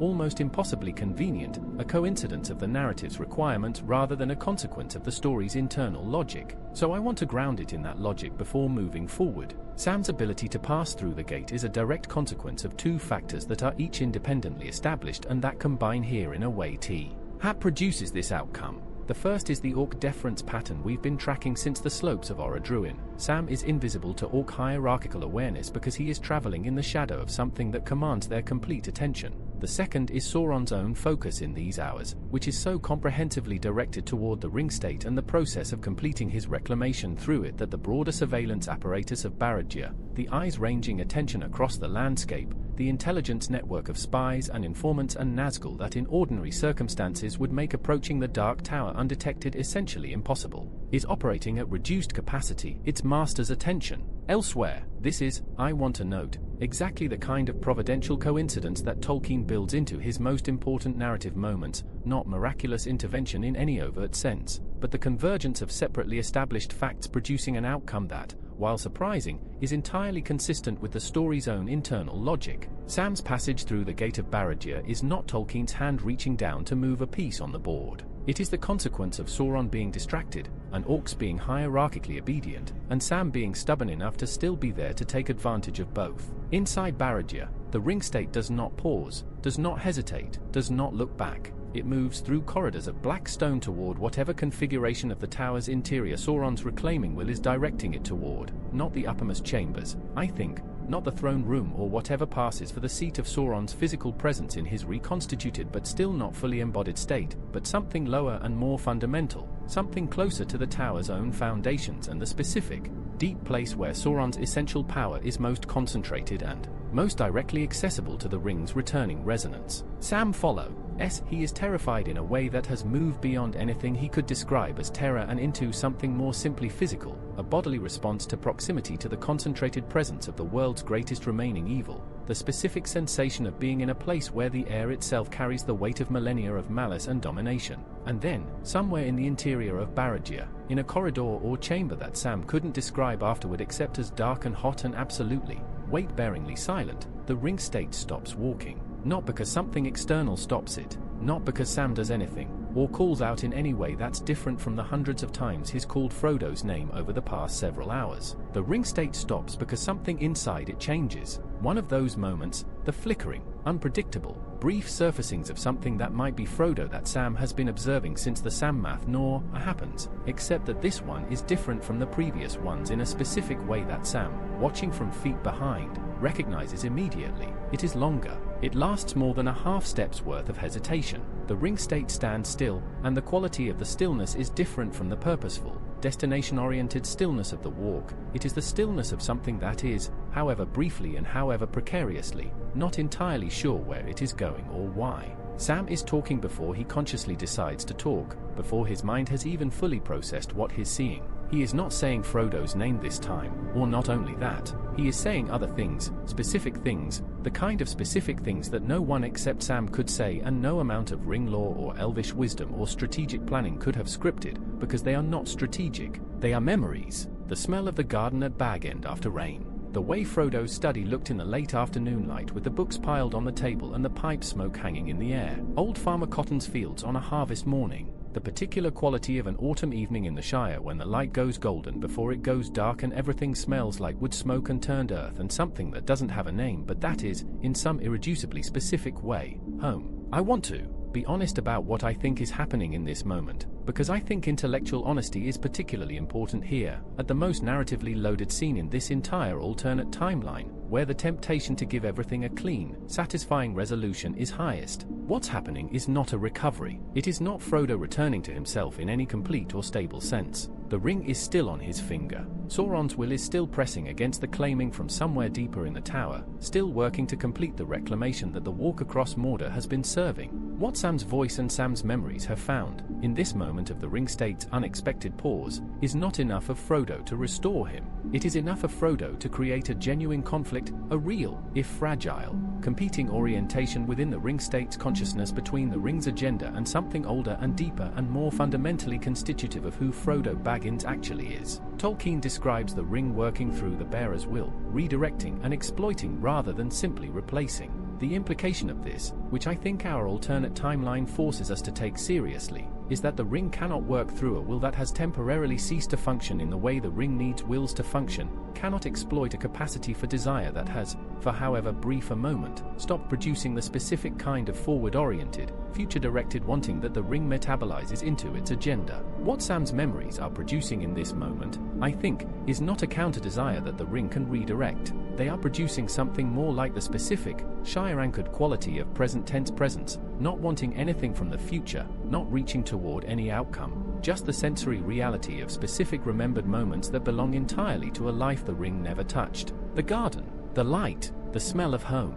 The ring doesn't know what to do with this. It has never encountered it before, because no previous bearer has had a Sam walking beside them in the interior of Barad-dûr talking about the harvest morning at Farmer Cotton's fields. It cannot redirect it, because it isn't a desire moving in any direction. It is simply a quality of consciousness that is incompatible with the ring's operational logic, and in the space that incompatibility creates, however briefly and however unstably, something that is recognizably Frodo surfaces. Frodo turns around. Not all the way. Not with full, lucid, recovered consciousness looking out through his eyes in the way that Sam has been hoping and refusing to stop hoping for. But he turns, partially, with the slow and effortful quality of someone fighting enormous resistance, and he looks toward Sam's voice. And Sam, who has not stopped talking, looks back. I'm not going to tell you that Frodo speaks. I'm not going to tell you he says Sam's name or reaches toward him or performs any of the gestures of recognition that narrative convention might suggest this moment calls for. I think what happens is both less dramatic and more important than that.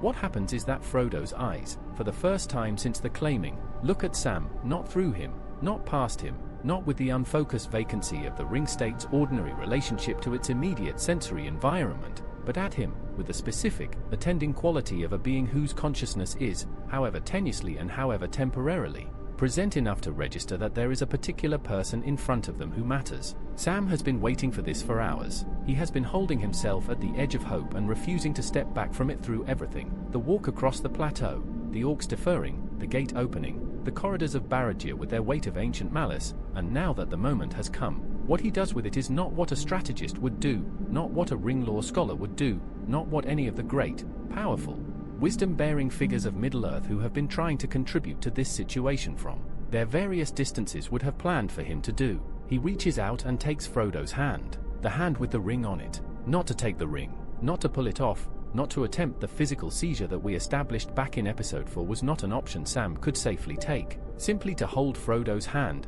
the specific, physical, ordinary gesture of one person gripping another's hand in a moment of crisis, the gesture that communicates not a plan or a strategy or an exercise of power but simply this: I am here, and you are not alone, and I am not letting go. What this gesture produces, in the specific cosmological logic of Tolkien's universe, is something that I think even Elrond's most comprehensive ring lore would have difficulty predicting, because it has no precedent. The ring, processing the claiming will's sudden, Sam-induced moment of present tense present rather than forward-directed desire, and now processing the specific, non-dominating, non-coercive physical connection between that claiming will and a being who loves it without wanting anything from it, it encounters a configuration it was never designed to handle. Not a competing power, not a counterclaim, simply a relationship, expressed in its most irreducible physical form, that the ring's entire operational architecture is built around exploiting and has, in this moment, no mechanism to exploit. In our next episode, I want to examine what this moment actually produces in terms of concrete, worldly consequences, because a moment, however significant, is not a resolution, and the ring is still on Frodo's finger, and Sauron is still in his tower, and the armies at the Morannon are still dying, and all the political and military catastrophe we've been tracing across 11 episodes of this series is still fully, pressingly real. The question this episode's ending opens is not "Is Frodo saved?" I don't think our alternate timeline allows for a clean answer to that question in either direction. The question it opens is something more specific and more difficult. What does it mean for everything else that is happening in this world, when the most unexpected possible event, a gardener from the Shire holding his master's hand in the interior of Barad-dûr and refusing to let go, turns out to be the one thing the ring's architecture was never built to process? I want to begin this episode with a question that I think is genuinely the hardest question our entire alternate timeline has produced. Harder than any of the military or political questions we've examined, harder than the metaphysical questions about the ring's architecture or the cosmological questions about what a ring state actually is. What does it mean to stop something that has already, in every meaningful strategic sense, won? Because that is the situation we are in at the opening of this episode. Let me be completely clear about the state of the world at the moment Sam takes Frodo's hand in the corridor of Barad-dûr. The armies at the Morannon are effectively destroyed, not broken and retreating, but destroyed, reduced to a fraction of their already small starting force by hours of engagement against overwhelming numbers with no relief, no reversal, no miraculous eagles and ring destruction ending to transform defeat into victory. Gondor is leaderless at the strategic level. Aragorn is at the Morannon. Gandalf is at the Morannon. Boromir is recovering from wounds in the Houses of Healing and has no current communication with the army. And the city is absorbing the slowly clarifying news that the darkness is not lifting. Rohan is on the wrong side of the mountains with a new, young king and a depleted cavalry force, and Saruman still alive and calculating in his tower to the west. Lothlorien is facing potential assault from Dol Guldur with Nenya distorted and unreliable. Rivendell is 600 miles from anything decisive. The ring is on Frodo's finger in the interior of Barad-dûr, and Sauron is in the same building. That is the world in which Sam taking Frodo's hand has to somehow matter,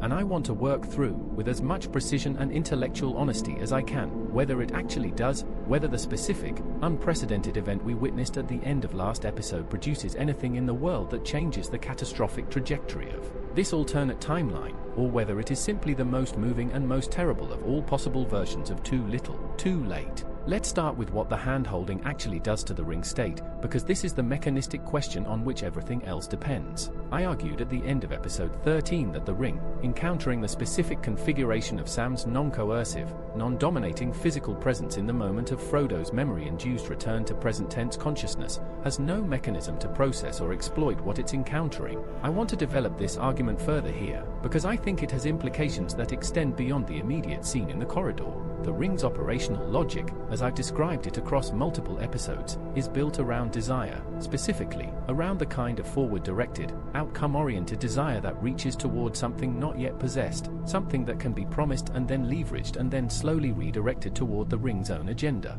This is why it works so effectively on Boromir, who desperately wants Gondor to be saved, and on Gollum, who desperately wants the ring itself, and on Bilbo, who desperately wants adventure and significance. These desires all have a directionality, they are reaching toward something, and the ring can insert itself into that reaching and gradually redirect where the reaching leads. What Sam is producing in Frodo's consciousness in this moment is not that kind of desire. The memories Sam is speaking, the garden, the harvest morning, the smell of wood smoke, are not producing in Frodo a wanting of those things in the forward-directed sense the ring can exploit. They are producing something more like recognition, the specific, present-tense cognitive act of a consciousness registering that certain things exist, have existed, are real, are part of a coherent self that extends backward in time to a life before the ring. Recognition is not desire. You cannot redirect recognition toward a goal.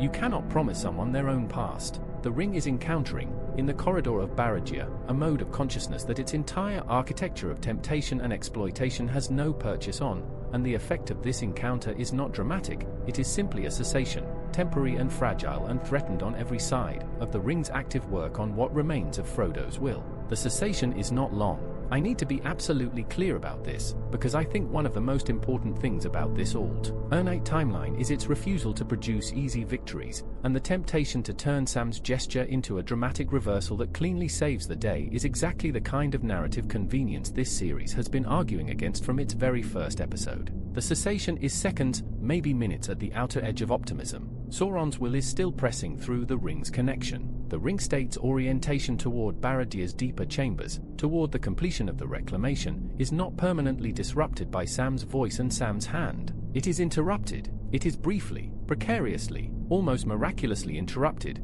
in a way that had no right to happen by any strategic or metaphysical logic that anyone in Middle-earth was working with. But seconds and minutes, in the right circumstances, are enough to make things happen. And I want to think through what happens in those seconds and minutes with as much specificity as I can. Frodo, in the brief window of present-tense consciousness that Sam's memories have opened, is not recovered. He is not lucid in any full sense, but he is present enough to feel Sam's hand, and to feel the ring on his finger, and to feel, because the proximity to Sauron's concentrated will in the tower around him makes this impossible to miss even in a state of partial consciousness, the specific, enormous pressure of what is pressing against his claim from somewhere deeper in the building. He cannot articulate this. He cannot think strategically about it, but he can feel it, with the specific, intimate sensitivity of someone who has been living inside the ring's influence for months and who knows, even from within that influence, the difference between the ring's ordinary weight and the directed, intentional pressure of its maker reaching for it. What Frodo does in this window, I want to argue, is not a heroic act in any conventional sense. It does not involve strength, or courage, or the exercise of will in the forward-directed, outcome-oriented mode that heroism usually requires. It is something smaller and stranger than that, and I think it's something that is only possible because of the specific way Tolkien constructs the ring's relationship to its bearer, the fact that the ring works through the bearer's will rather than simply against it, the fact that the bearer's authentic desires, however suppressed, are never entirely erased but only redirected. What Frodo does, in the seconds of present-tense consciousness Sam's hand has given him, is want to let go. Not of Sam's hand, of the ring's hand, of the forward-directed, ring-mediated desire that has been substituting for his own will for months, the desire for possession, for centrality, for the specific kind of significance that the ring promises, and that Frodo, who has carried it across the entirety of Middle-earth, has been more deeply shaped by than he was ever shaped by any desire of his own authentic life. He wants, in this moment, to stop wanting that. He wants the cessation of the ring's constant, grinding, all-consuming demand on his attention and his will. And this wanting, this negative desire, this desire for the absence of desire, is something the ring cannot redirect, because the ring has no agenda that the cessation of desire serves. You cannot leverage a person's wish to stop being leveraged. You cannot promise someone who wants nothing that they will get something. For one fraction of a moment in a corridor in Barad-dûr, the ring is dealing with a bearer who has used the thin, Sam-given window of present-tense consciousness not to resist the ring but to stop reaching toward anything at all, including the ring's own promises. The ring comes off his finger. I want to sit with this for a moment before we move to consequences, because I think the how of it matters enormously for what it means. It does not come off through Frodo dramatically pulling it away or wresting it from his own finger against the ring's resistance. We've established across multiple episodes that Frodo does not have the strength for that kind of active, will-directed resistance. It comes off because the specific configuration of non-desire that Sam's presence has briefly produced in Frodo's consciousness creates a moment in which the ring is not being held by anything, not by Sauron's reclaiming pressure, which needs the bearer's remaining will to work through, and not by Frodo's claiming, which has temporarily stopped operating. It falls, in the specific sense that things fall when they are no longer supported by anything. Sam catches it. This is not heroism either, in any conventional sense. It is reflex, the same reflex that makes you catch a falling object without thinking about it. The specific automatic response of hands trained by years of gardening to close around things that are dropping before the conscious mind has processed that they're falling. Sam's hand closes around the one ring in the corridor of Barad-dûr not through a deliberate, courageous decision to seize it but through the most ordinary human physical response imaginable, the response of someone whose body acted before his mind could tell him how terrified to be. And now the most dangerous situation any being has occupied in the entire history of the Third Age is Sam Gamgee, with the one ring in his hand, in the interior of Barad-dûr, 40 feet from the full, undivided, now suddenly and explosively redirected attention of Sauron the Dark Lord, who has just felt his ring pass from a failing claiming will into an entirely new hand. I want to examine what Sauron experiences in this instant, because I think it matters for what happens next. The reclamation he has been patiently pressing toward through the ring state's walk across Mordor and into his own tower has just produced its most unexpected possible outcome. Not completion, not the final closing of the circuit between his own will and the ring's return, but a transfer. The ring is no longer in the claiming will he was pressing against. It is in a new hand, a completely uncontaminated hand, a hand that has never worn the ring and has never been shaped by its influence and has no existing psychological vulnerabilities that the ring has mapped and prepared to exploit. He is, in this instant, starting from the beginning with a new bearer at precisely the moment when his attention is maximally concentrated on the ring's location. This is worse for Sauron than the ring state's instability was, and I think that's important to understand clearly. The ring state, however unstable, was moving toward him, was resolving in his favor, was a situation where time was working for him and against everyone else. What Sam holding the ring creates is the opposite of that, a new bearer with an uncompromised will, in a body that is not exhausted and not months into psychological dissolution, holding the ring in a context of maximum danger and maximum urgency in a way that creates, for the first time in this entire alternate timeline, a genuinely unpredictable outcome. Sam has approximately 3 seconds to make a decision that no one has ever had to make before, in conditions that make every previous difficult decision in this narrative look straightforward by comparison. He is holding the One Ring. He is inside Barad-dûr. Frodo is next to him, collapsed. The loss of the ring after months of bearing has produced in Frodo's body the same devastating physical response that Gollum's 500-year loss of it produced in his, except compressed in 2 seconds. Frodo crumpling against the corridor wall with a violence that tells Sam his master is still alive but is not going to be upright and moving again in the next 3 seconds. Sauron's awareness is swinging toward them like a compass needle toward the pole, and the feeling of that awareness approaching is, Sam will later be unable to describe it as anything except the feeling of a mountain deciding to fall on you. What Sam does with the ring in those 3 seconds is determined by the same quality that has determined everything he's done since the Sammath, not strategy, not ring lore, not any exercise of power or wisdom greater than what a gardener from the Shire possesses. He acts from the specific, irreducible, non-negotiable nature of who he actually is, shaped by everything he actually values, without any interference from the ring's promises, because the ring has had 3 seconds with him, and 3 seconds is not enough time for it to find and exploit the shape of desires that have been formed over a lifetime of loving specific people and specific places and specific, ordinary, unheroic things. He thinks of the Shire, he thinks of Frodo, and he throws the ring into the fire.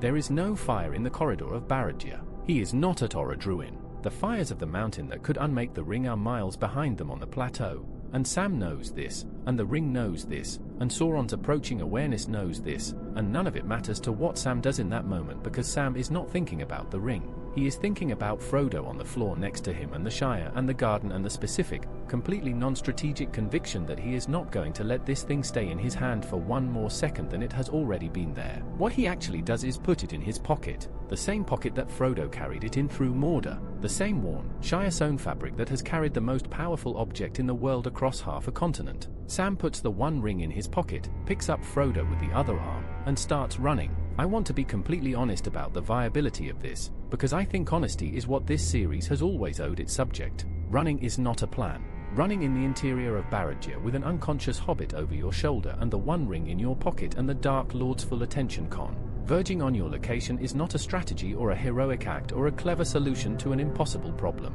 It is the last available expression of the same stubborn, unreasonable, cosmologically significant refusal to give up that has animated Sam Gamgee through every previous impossible situation on this journey, translated into its most purely physical form. He runs because stopping is not something he is capable of choosing, and because the only direction that makes any sense from where he is standing is away. Sauron's response to the ring's transfer from Frodo to Sam, and to Sam's running, is not what anyone would predict, and I think the specific nature of his response is one of the most revealing things about his character that our alternate timeline produces. He does not immediately crush them. He does not bring the full weight of Barad-dûr's forces to bear on 2 small figures in a corridor with the speed and decisiveness that his overwhelming power would suggest he should. What he does instead, in the first seconds, is hesitate, and the hesitation is not confusion or weakness but something more interesting and more damning than either of those. It is the hesitation of a mind so comprehensively built around the logic of domination and control that it is genuinely, momentarily, processing an event that has no place in that logic, the ring transferring from a failing claiming will to an entirely uncontaminated will in his own tower,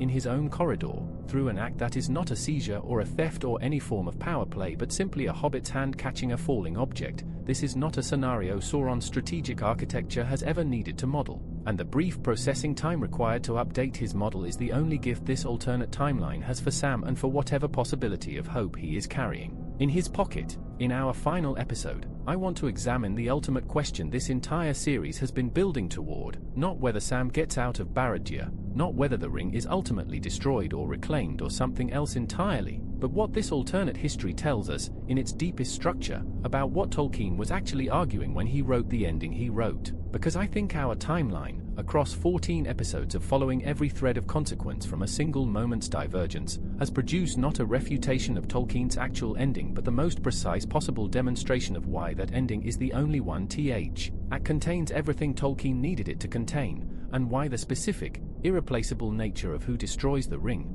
and how, and at what cost, is not a narrative convenience or an accident of plotting but the entire point. I want to begin this final episode not in Barad-dûr, not with Sam running, not with any of the immediate physical consequences of the last episode's ending, because I think the immediate physical consequences, as urgent and as real as they are actually the less important half of what this final episode needs to do. I want to begin, instead, with a question that I think this entire series has been quietly accumulating the materials to answer, and that I want to state as plainly and directly as I can before we spend the rest of this episode working through it. The question is this: what does it tell us about Tolkien's actual ending? Gollum falling, the ring destroyed, Frodo saved, the eagles arriving, the darkness lifting, that constructing the most careful, most internally consistent, most cosmologically faithful alternate version of events we could manage has produced, across 14 episodes of meticulous consequence following, not a better story, not a cleaner resolution, not a more satisfying moral architecture, but something that is at every level more complicated,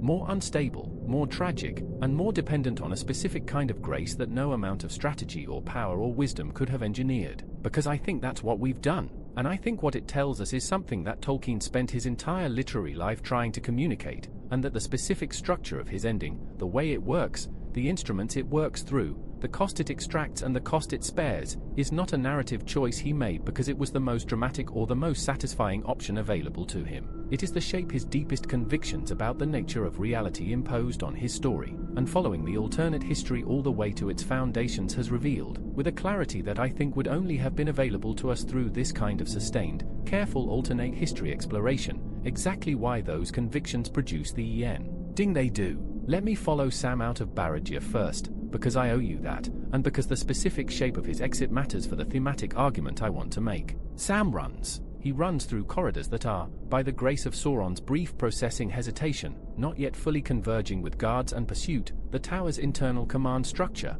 optimized for the management of vast external military operations rather than for the containment of two small figures inside its own walls, takes longer to redirect toward an internal threat than it would if Sauron's entire attention were available to direct it. Sam does not know this. He does not know how long the hesitation lasts or why it exists or what it means strategically. He knows he is running and Frodo is over his shoulder and the ring is in his pocket, and every step he takes in any direction is a step he has not yet died taking. And that is, for Sam, entirely sufficient basis for continuing to take steps. Frodo is not unconscious in any simple medical sense. He is in something closer to the state Tolkien describes for ring bearers in the immediate aftermath of ring loss, a profound, devastating depletion that is partly physical and partly something harder to name, the specific exhaustion of a consciousness that has been under sustained, overwhelming pressure for months and has just experienced the sudden withdrawal of the thing that pressure was organized around. He is not able to walk, he is not able to speak, but he is present, in the specific sense that matters most to Sam.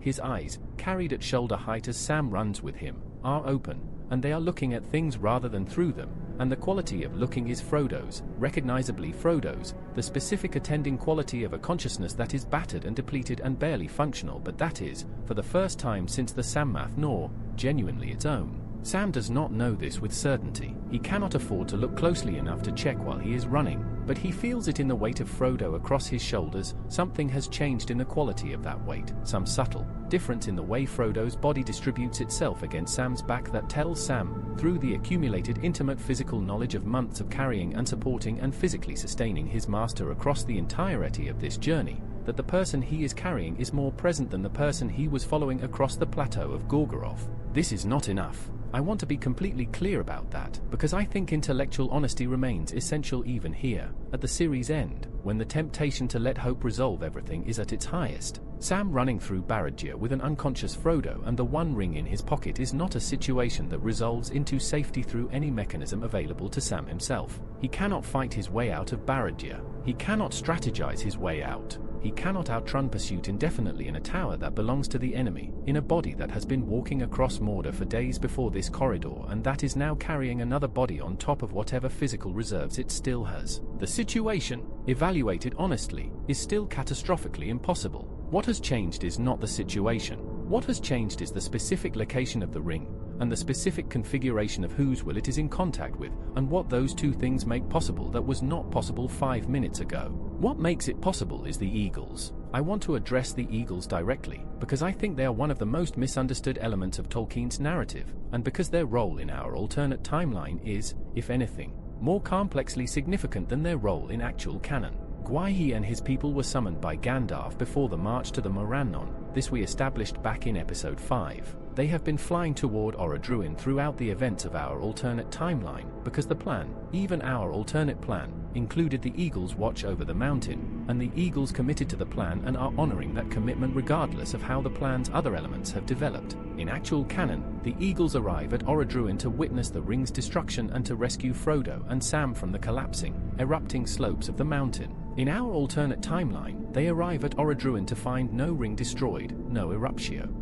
no Frodo and Sam on the mountain, just the ongoing catastrophe of a world where the ring is somewhere inside Barad-dûr and the armies at the Morannon are being destroyed and everything has gone wrong in every possible direction simultaneously. Gwaihir, the Lord of Eagles, is not simply a messenger or a tool or a deus ex machina conveniently available to resolve narrative problems. He is, in Tolkien's own cosmological framework, a being with his own wisdom and his own capacity for situational assessment, old enough and perceptive enough to read the broader metaphysical weather of Middle-earth's situation with an accuracy that most mortal beings cannot match. What he reads, arriving over Gorgoroth in the hours following Frodo's claiming, is not resolution but a specific kind of instability, the same instability that Galadriel saw in her mirror and Elrond tracked through Vilya's distortion and Sam observed in the ring state's flickering moments of hesitation. And Gwaihir is experienced enough with exactly this kind of metaphysical instability, having served as a messenger and an instrument of providential intervention across the entire span of the Third Age, to understand that instability, in Tolkien's moral universe, is not simply a state of danger. It is a state of potential, the condition in which outcomes that would be impossible in settled circumstances become briefly, precariously possible.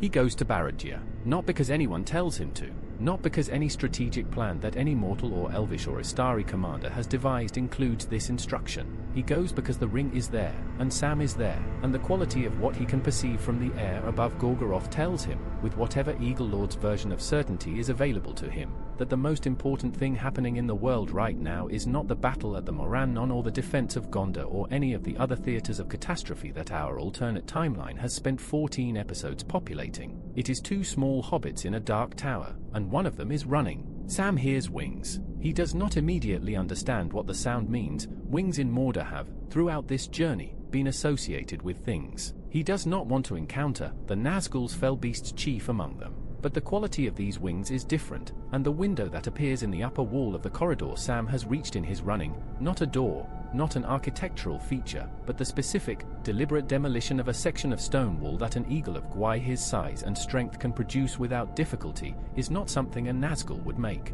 It is something that looks, in the torchlit dark of Barad-dûr's interior, absurdly, impossibly, exactly like rescue.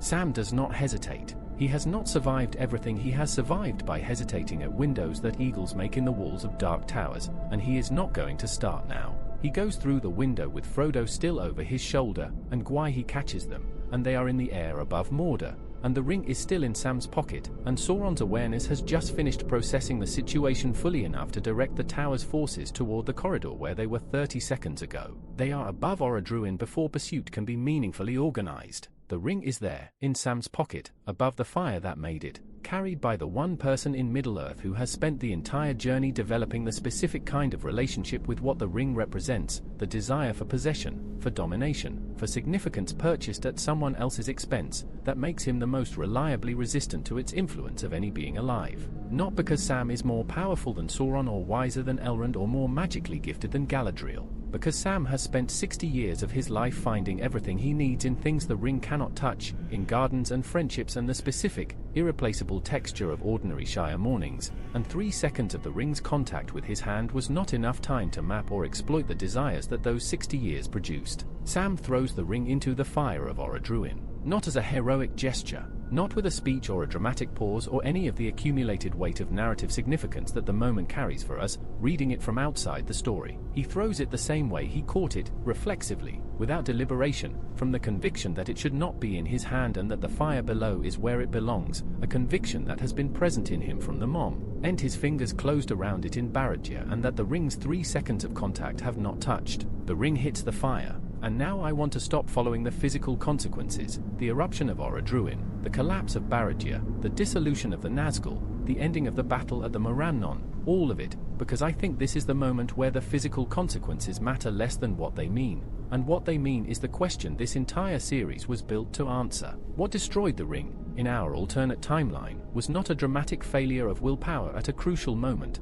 as Tolkien's actual ending might superficially appear to be. What destroyed it was a sequence of events that required the specific, irreplaceable contribution of nearly every character we've followed across 15 episodes. Frodo's exhausted, barely functional claiming creating the ring state, Sam's refusal to leave creating the proximity that produced the corridor moment, Galadriel's refusal of temptation preserving the integrity of her own power and therefore the mirror's reliable sight, Elrond's distant attention reinforcing Sam's thread of connection, Gwaihir's eagle wisdom bringing him to Barad-dûr without being told. None of these contributions, alone, was sufficient. Remove any single one of them and the sequence collapses. Sam without Galadriel's mirror communication to Elrond has slightly less reinforcement in the corridor and the moment might not last long enough.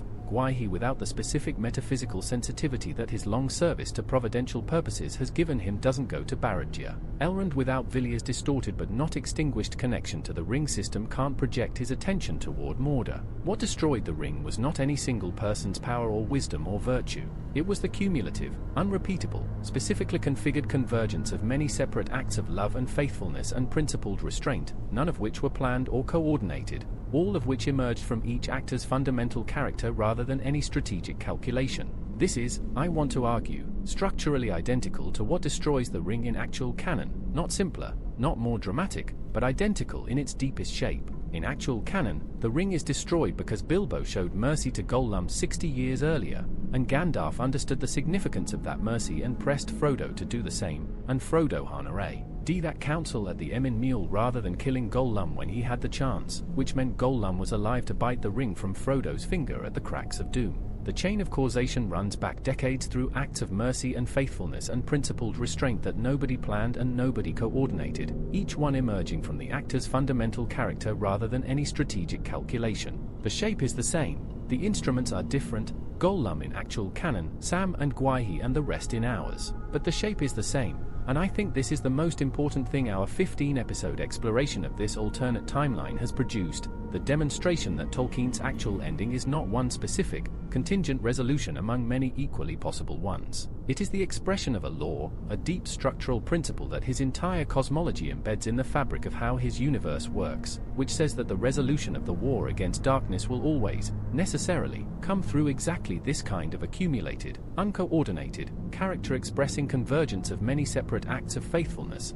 rather than through any deployment of superior power or superior strategy. This is what Tolkien meant by eucatastrophe, not simply a sudden happy turn in the story, though it is also that, but a happy turn that could only have happened through the specific, accumulated weight of everything that preceded it, including and especially the suffering and the failure and the near-total defeat. The eagles cannot come to Barad-dûr unless Sam walks to Barad-dûr. Sam cannot walk to Barad-dûr unless Frodo claims the ring. Frodo cannot reach the corridor moment unless the ring state is unstable. The ring state cannot be unstable unless Frodo arrived at the Sammath nor already so thoroughly shaped by months of burden that the claiming was never a clean, complete possession. And none of it means anything, and none of it converges on anything, unless Sam refuses to leave. Unless Sam, for no strategic reason and with no rational basis for hope, simply refuses to leave. The question I want to leave you with, at the end of this series, is one that I think applies equally to our alternate timeline and to Tolkien's actual ending, and that I think is the real question both of them are asking.